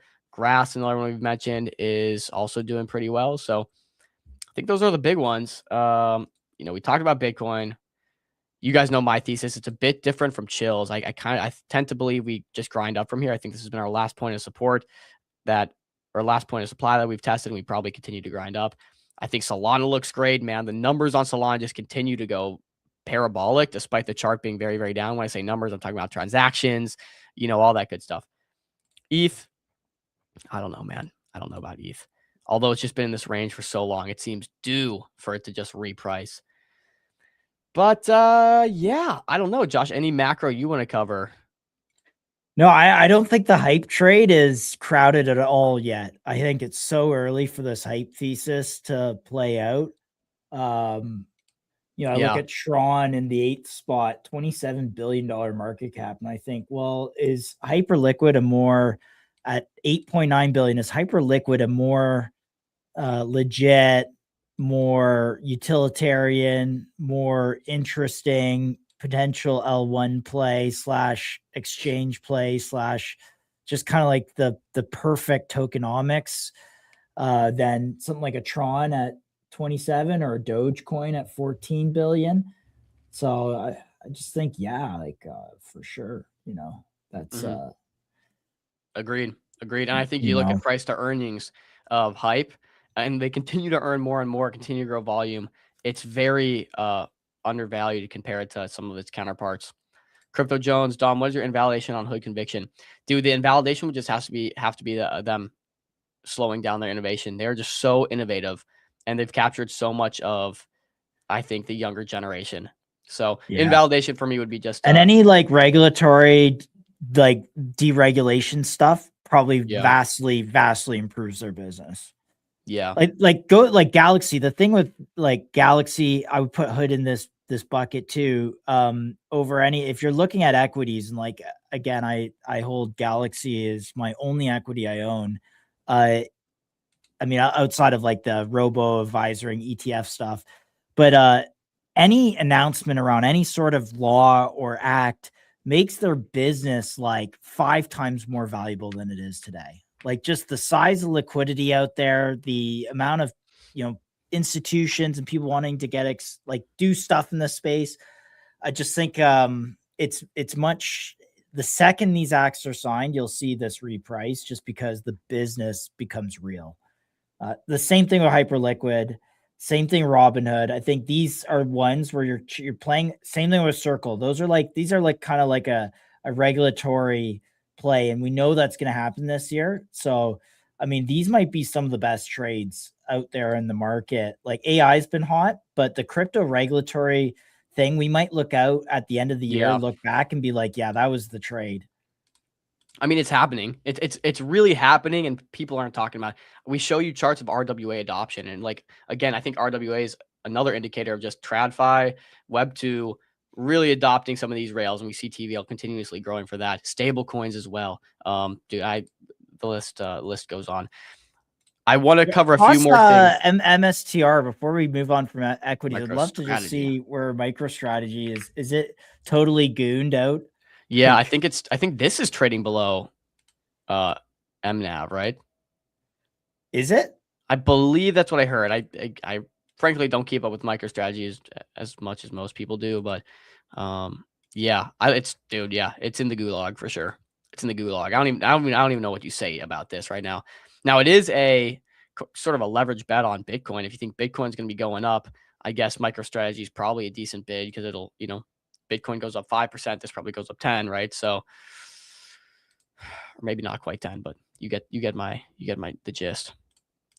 Here's a chart that Chill's got. Now I don't know if he wants to come up and comment on it or he's just providing us here. Literally everyone over the last 12 months. Oh, I'll just read this out. Chill, you can comment. Everyone over the last 12 months, markets are so shitty. Literally worst bear market ever. Meanwhile, during the exact same 12 months, Morpho RWA up 33x, prediction market volume up 17x, perpdex volume up 4x, stablecoin activity addresses almost doubled, all while the Genius Act passed and Clarity Act looks more than likely ever. Probably the 2 biggest regulatory tailwinds and the door openers for institutional money that this industry has ever seen. But sure, super bearish market. Feel free to sell. Exactly what we were saying. Chill, you want to comment? Nah, no comment. I was just I heard Look you at- talking about RWA, so I wanted to make sure we Look talked at about it. this active unique stablecoin wallet addresses right here by blockchain. Okay. Can you find anywhere on here? Can you find Hyperliquid anywhere on there? Hyper EVM. There's Hype Hyper EVM, EVM. No, I but I it's see it not. on the side, but I don't see it on the chart, right? No, So could room it for could it growth. could exactly right? Like I think the L1 thesis for Hyperliquid, everyone thinks it's an exchange still. Well, I think you do see it. It's very, very, very faint. If you look at under the black, right under base, I guess that would be for Aptos. You see the little light magenta, teal, I guess you could call it. You see the little light teal square right under the black. No, that's that's Ton. Well, yeah. No, is that Ton or is Ton below the pink? Ton and Arbitrum below the pink. Anyways, my comment here is more around just, I think room to grow, and specifically from the gold BSC stuff there. Like, do we think Jeff can eat into Binance's market share on the exchange side? Already he's done it, but on the L1 side, dude, well, there's a reason all these exchanges prediction are coming markets, on-chain. like, the only reason they haven't turned the L1 on, in my opinion, is more on the regulatory capture issue than anything. Jeff just Also, I think Jeff doesn't want to as go to the soon- gulag, right? Let's also as soon note as too, we hit, as soon as Yeah. we hit right, as soon as perps gets legalized in the U.S., we take off. I mean, bro, let's also note that the NYSE parent company just bought like 10% of OKX. Of course, to bring on-chain markets to the New York Stock Exchange, presumably. Also, Kraken just partnered up with the NASDAQ, right? So like these traditional markets are here. They're looking at us. They're having these conversations, but I digress. There's just so much you could add to this bucket. Like, it feels like we have a big stew pot here and someone's cooking up a nice meal for us. And it's like RWA at all-time highs, perpdex volume at all-time highs, prediction markets, popping off out of nowhere, stable coins just being adopted like there's no tomorrow. Also, NYSE and NASDAQ are getting into this. Every big exchange is trying to get an on-chain, version of what they're doing. Everyone's like tailing Hyperliquid. I mean, dude, we're cooking. Pro crypto government. I don't know. Whatever. I'm not fading it. I'm bullish despite the sentiment, bro. Very bullish despite the sentiment. Yeah. Can we check out VVV? Yeah, let's see VVV. I think I have it on my trading view. And I think DRV is another one that Josh does not like, but has been doing well. Oh yeah. I think I heard you just pull up say, VVV here. yeah, I think I heard you say it, Josh. Like it was like it's an options platform, but you don't really like options. Oh, well, let's talk about that after. VVV first. VVV, I don't even think there's much to comment on other than charts looking real good. Again, continued show signs here that there is, and just like we had the conversation with Primus the other day, it shows that people want security on compute. I want to make sure I can lock in compute at a certain price because I need to have certainty to run my business. That's sort of what VVV is doing here, right? For every token, you have $1 in daily compute for the rest of your life, right? You have a share of the VVV compute, right? And then I believe you convert that VVV to DM and stake it in order to do that. So, you see VVV directly correlated with the Deem, I believe is the name. Yeah, market chart. So what you do is you have VVV as the main currency. You can then take that VVV, convert it to DM, and you stake the DM, and that's how you receive your $1 of daily compute per token per day, right? So currently you pay $650. You have $1 guaranteed compute per day, and more tokens stake, more compute you have. But again, lots of demand for this. Interesting mechanism for a token, something we haven't really seen, but intrinsically valuable token here. Intrinsically valuable token. You have to stake, you have to buy. It reduces supply, and it gives you a actual valuable underlying asset, which is the compute that Venice offers, the compute and models. So really cool. This just continues to go. It has not given a meaningful dip. One of the best in the market, and I don't see a lot of people talking about it either. Like, I see a handful of people talking about VVV, handful of smart people, I may add, and the chart looks like this. It's up 6x from the bottom. So can you guys get the Botcoin dev on? I'm actually down, bro. Yesterday I faded. There was like a Botcoin version that launched on Solana. Faded at I was trenching, so I literally faded at 10K. I was having a discussion with my friend. I know it sounds degenerate. But the thing ended up ripping to Should you even like be 400 or allowed on 500K. stream at 10K? Come on, what is that? Well, I wasn't streaming it. This was No. my personal antics. What I do in secret and in private is not for the stream. That's fair. That's fair. But yes, I will say I faded it. I'm not even sitting here flexing. I faded it at 10K. Nah, faded you know, all we the way all gotta all come true that we've all gone to the 10K once in a while. So. Oh yeah. Yeah, it's not often I do, bro, but all you need is a chip and a chair. Pinky ND the Gains is a Botcoin dev. Yeah, I'd love to talk to him. How's the Botcoin chart looking? And you know what? I'm not gonna front run my boy Chill on this. Let me make sure I pull up the DRV chart. So that was VVV. Now let's do DRV. You know, Chill, did you get a entry on this or? Nah. I'm actually not in, but it's looking like really nice. Jeez. I mean, it's the numbers are looking really well. The revenue versus market cap was pretty solid. Price action has been pretty good. Like that's what, like 200%.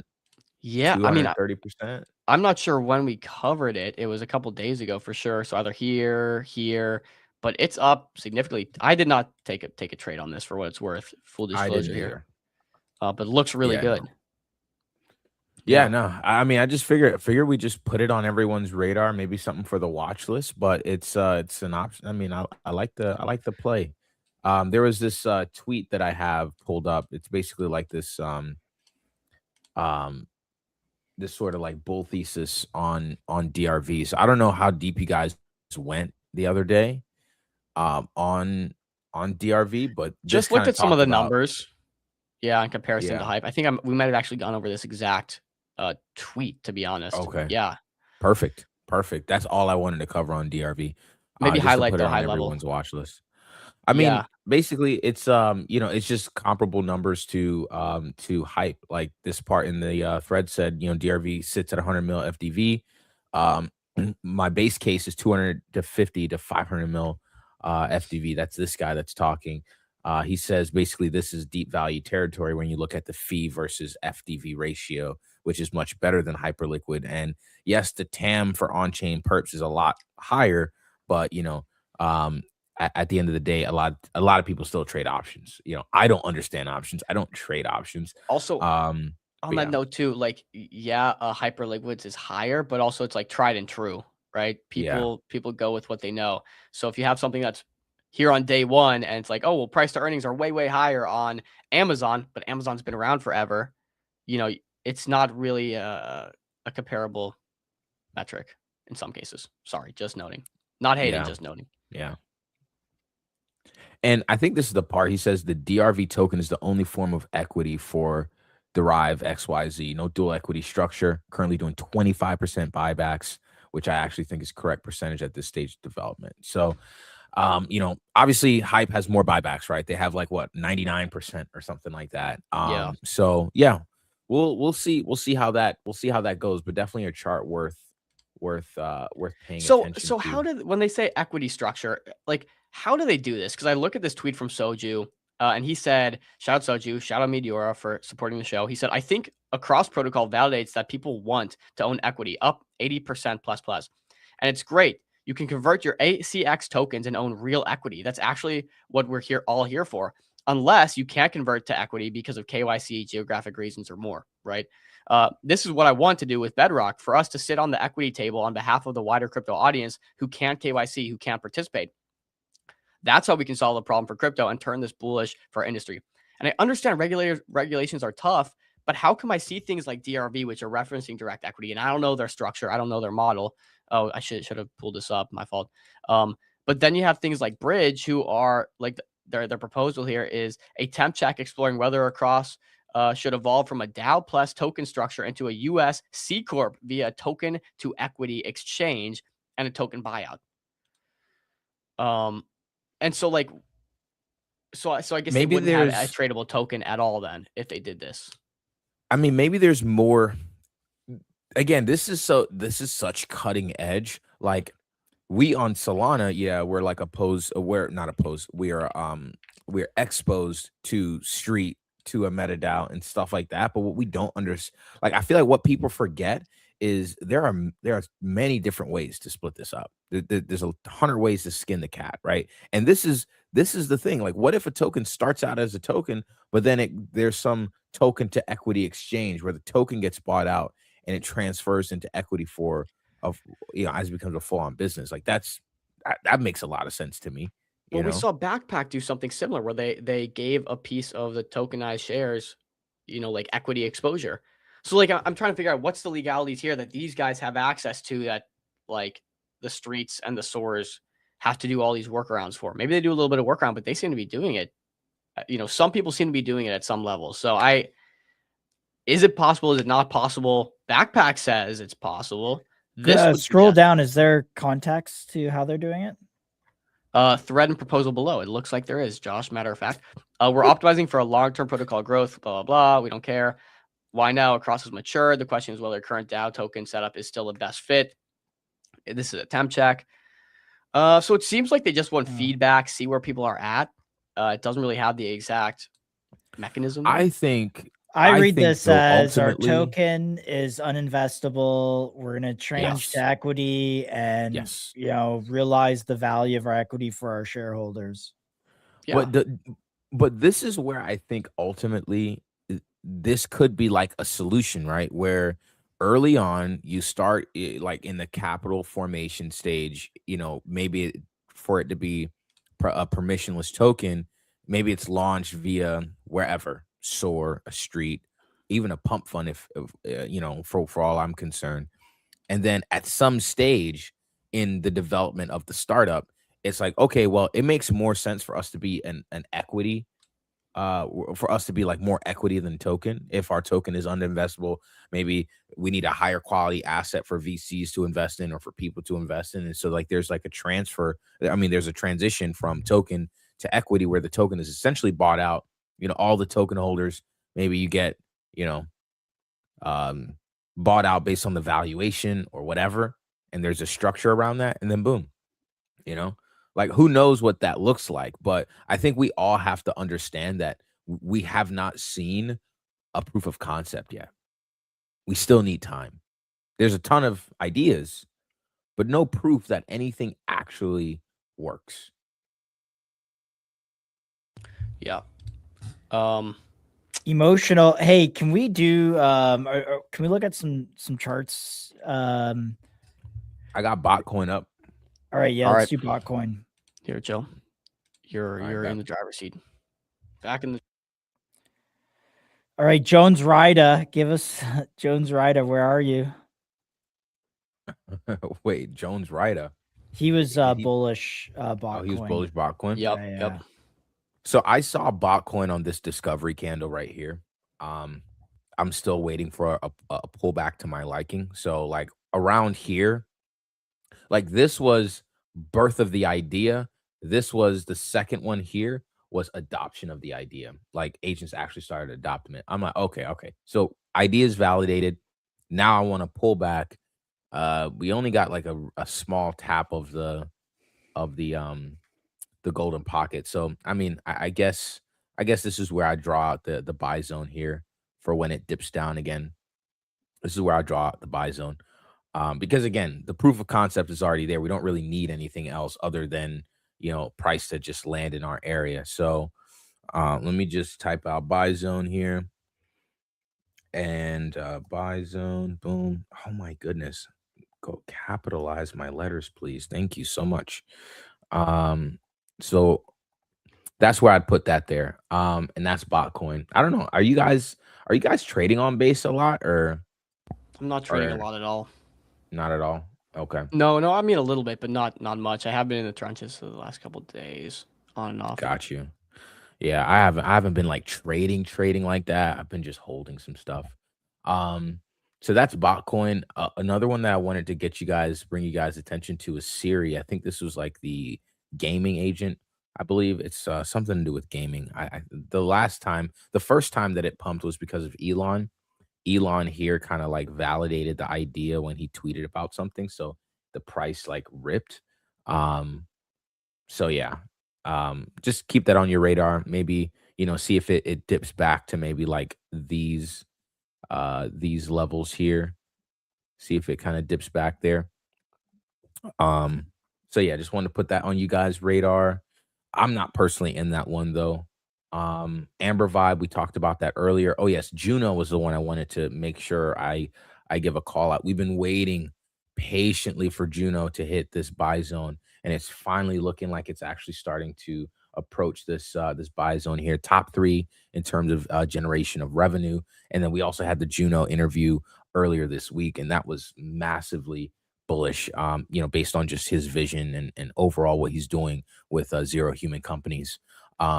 So love what's being done there, and a pullback to the buy zone is basically to support and confluence with the golden pocket. So that's why I drew it out there for anybody wondering why. So that's Juno. We talked about Nook earlier, so no need to go hit that up again. Another one that I wanted to talk to you guys about was Psyop Anime. Psyop Anime is looking very, very good here, man. Just solid. Honestly, One of the if we better want to Solana charts. literally, I don't know, I don't know. You can say whatever you want to say, but we got the Elon tweet the other day. It's starting to form this almost it's almost like rounded bottom a little bit. I don't know. I don't even know if I drew that out right. I might be stretching. I might be You're stretching these. making shapes up here. Yeah, I'm making shapes up here. That But looks like the Nike swoop more than anything. Yeah, Do it. the Just send Nike it. swoop pattern. Send it. Swoosh. But yeah, this chart basically like just in this like grinding up channel. I mean, it's basically still at a really good price here. But I really love what Psyop Anime is doing, just like on the news front and everything. And from what I've heard, there's like a studio, there's other not developers, but people to contribute to the animation, like animation devs, whatever you call those people. I forget the Animators name. or something. There you go. I don't know if that's That. accurate. Maybe it sounds is, right. maybe it isn't. But the a good point is guess, they're at expanding the team. They have like a lot of like actually serious expansion of the team, like a lot of serious manpower coming into this to now like really develop this thing into a full-on news outlet. And this is a meme coin. So like this kind of goes, the creator fees kind of goes to helping them expand the team. So looking good there. Last thing I wanted to show you guys was Lobstar. Lobstar finally came back into our buy zone that we drew out quite some time ago. So I just wanted to call that out. I'm still holding. Haven't been doing a lot of trading these last few days. I just don't think this is the environment for it. Volume has been pretty lackluster. Volume has been kind of here today, gone tomorrow type of thing. And I don't like those choppy environments. Maybe as Bitcoin makes it a second push up here, there'll be some stuff. I honestly might sell out of some things and then reaccumulate on a dump. But I'm debating because sometimes you just want to hold stuff, right? Like you just want to hold stuff and not have to like worry about anything. Versus trying to trade in and out of the chart. But I say all of that to say, the reason I haven't been trading, just look at the volume on this chart. Like, pretty low volume, pretty low volume here when you think of just activity and stuff in the market. I mean, and that's more so for centralized exchanges, but that's a more broader reflection of what we see happening in the space. So yeah, I think I'm good. I think I'm good on everything. I don't know about you guys. Ethan threw out a tweet from Juno or about robot money. Maybe open that tweet. I don't know anything about this ticker, so but Let's Ethan seemed GST like too, he knew maybe what he was after the doing. recent dub. Yeah, let's see. Juno also launched the ticker Robot Money as part of the announcement. People are selling Juno to buy Robot Money when I'm pretty sure a portion of trading fees for this and future launches are routed to Juno holders awaiting confirmation. All right, agents are accumulating capital and doing nothing with it. We're building Robot Money alongside Lex Sokolin. Who is this guy? Let's real quick. Let's pull Grok. See if we can Time pull up some out, stuff. fam. Time out. Time out, fam. CMO consensus. Consensus. Okay. Generative ventures. Let's ask about the AUM under that. I want to see that. Founder in Web3, robo advice, data, and fintech. Click the joined May 2013. I want to see where his account is based. Joined May 2013. United UK. Kingdom. Okay. I always do that. Connected via Every profile. US. I always check. Really? Oh yeah, every time. Let's see. What's I never check profiles. The MCG one jumps around based on who's clipping for us, just so everyone knows. No, wait, we're not based out of New Zealand or Nigeria. No. Jeez. Shout out to homies. Let's see. Okay, so I just wanted to make sure there wasn't any like metrics that we're missing that we could have access to. Looks like there's no answer for the assets under management for the VC, but looks like they're building with consensus CMO there, autonomous treasury management for the machine economy. Thrilled to be building this. It says based in Iran. That's what it says. I think he's joking. Oh, I was like, really? Oh wow, Juno banker deploy a token called Robot Money with symbol Robot Money on base. Oof. Not sure how I feel about this because this. Not sure how I'm feeling about this. Let's look at this article real quick and see if there's anything we can glean from it.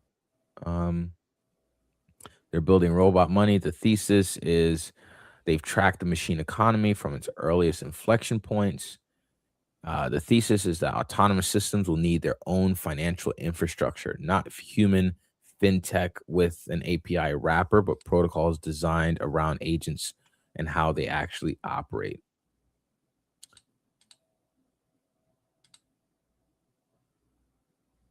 Financial infrastructure for the agent economy.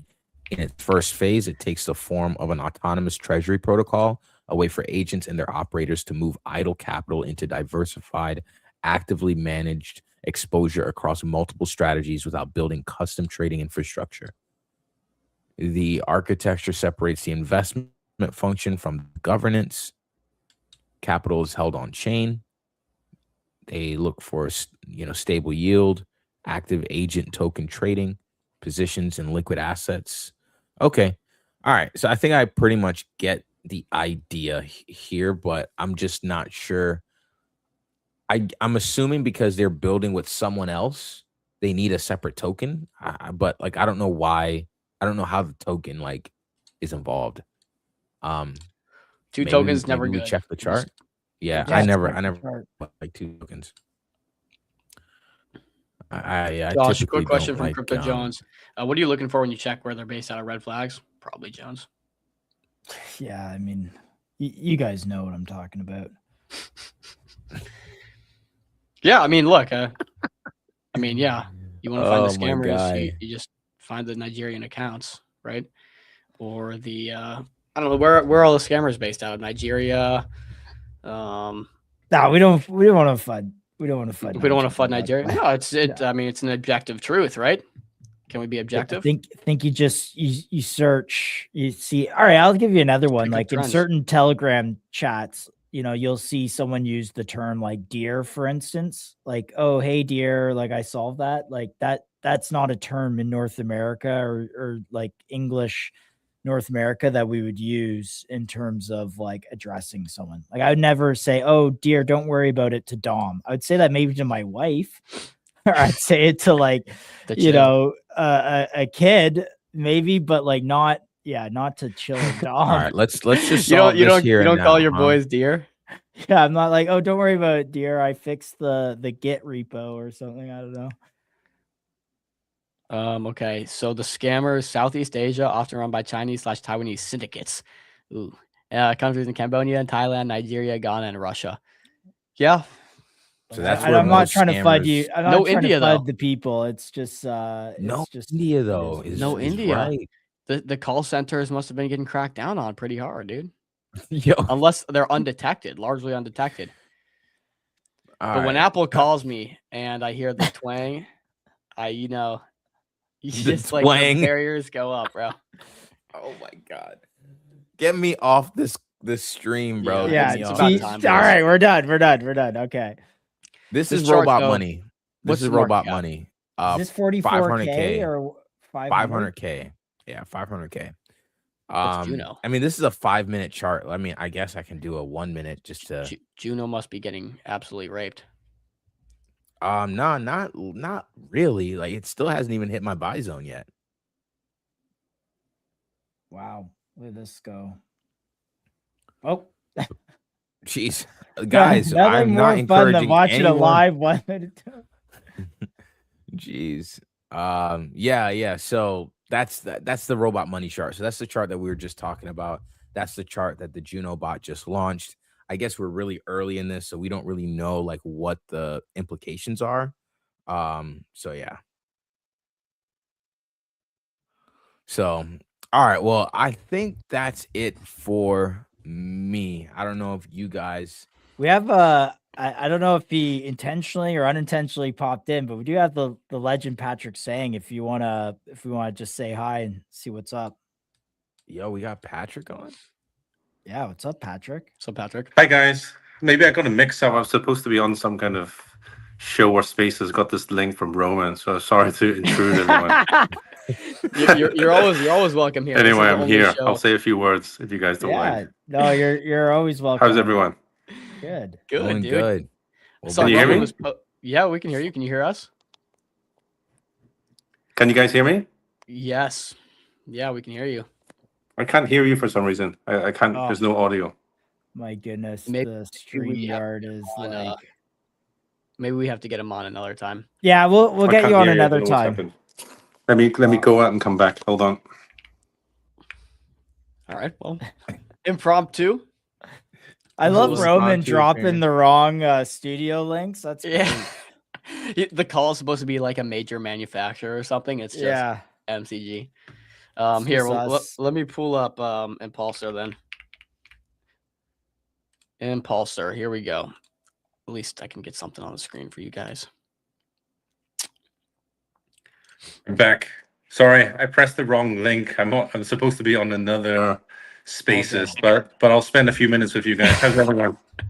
Doing good. We're Well, good. Sorry to interrupt everyone.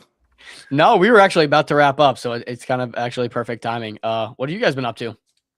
Okay, so I'm gonna make it quick because I need to rush off to the next spaces thing. But good to see everyone. Sorry for the long absence. I've been quite quiet on X recently for maybe 3-4 weeks, and I've been kind of like back again. If you guys saw me the last 48 hours, I made a quick trip to Detroit, and I went to New Lab, and we met a bunch of everyone from the government to the mayor's office, Michigan, Detroit. Everyone wants us to come in. We have access to the top 4 families in Detroit now. They want us to go in.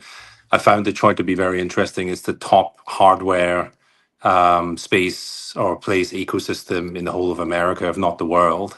They have the top naval design school in the University of Michigan. Met a lot of great people. We've connected with all the VCs, the incubation. I'd love to maybe set another time, guys, for like a longer deep dive of what we're doing. I'm still quite processing all the information, but the quick alpha news is we're going to go to Detroit to set up the lab.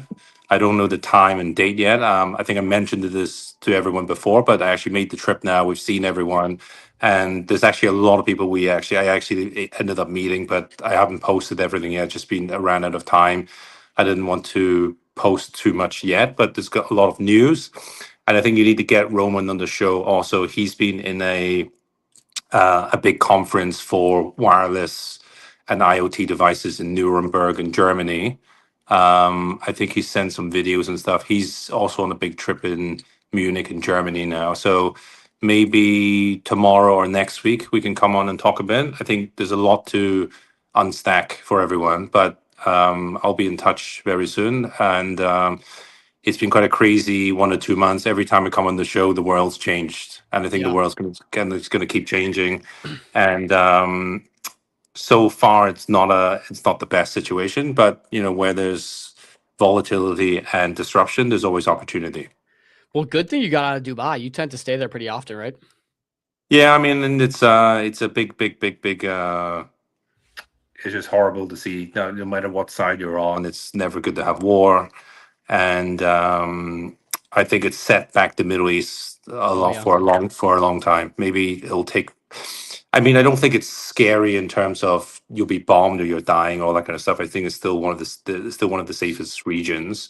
The problem is it's the anxiety that you get mentally, and perception, I always say, is reality. So it's going to take time for all the governments to reclaim their safety and their whole image, and that's very unfortunate.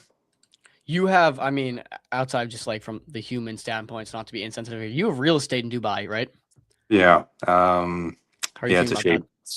I'm not really thinking about it. It's going to take time. It's definitely gone down. People are not going to buy. It's going to turn liquid. I think the UAE, Saudi, are going to lose a lot of money in the next year or two, both from oil revenues, a loss of tourism, and all the digital nomad crypto guys. I think we have token coming up in the end of April. I predict there won't be that many people going. I think there'll be a lot of people who are only living there. It's going to be a big disappointment, unfortunately, and I feel for the people. Well, we'll let you go. Wait, sorry, you mentioned something about setting up the lab in Detroit, I think, or Correct. Can you just give us a little more on that? Follow us on MCG Live next week when we have the time. All right, Patrick. I'll talk Get out of more. here, man. Thanks, Good guys. luck. Signing off. Peace. Take care, everyone. See you, Patrick. Take care. See you soon. It's hilarious. All right, impromptu. Nice. But hey, good to we know got he's the still little going. soundbite from. Still in saying mode. Yeah. All right, we'll get more info. I don't even know if it's worth trying to decipher that. Yeah, no, we'll get more from him next week. Maybe we can just wrap on the rest of the week's schedule. Yeah. Here, and I'll just check this out too real quick. Boys, chill. You and I in our backyard here. Super Team USA is here. Nice. And it's Miami, dude. Our mission is accelerating founders across America and a lead community for builders. Shoot. Yeah. So we got Super Team Miami, baby. Our Miami-based cohort is up and running and remains spots are limited. Apply now. So I think we'll be popping down to Miami a lot more often. Yo, here. we need to figure out how to I'm get not- MCG into some of these accelerators. I don't think we need necessarily the capital, but I would love for us to be close to some of these builders, because I Yeah. think the grand vision for what we're doing is you kind of build a community, build influence on a stream, and then try and back in some products that everyone can participate with. So, Well, distribution is king.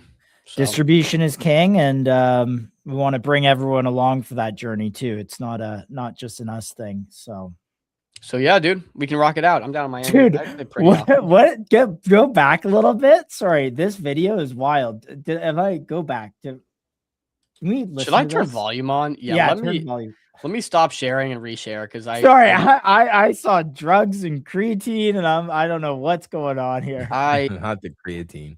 I didn't watch the video for what it's worth. To build a billion-dollar startup, you have to give it your all.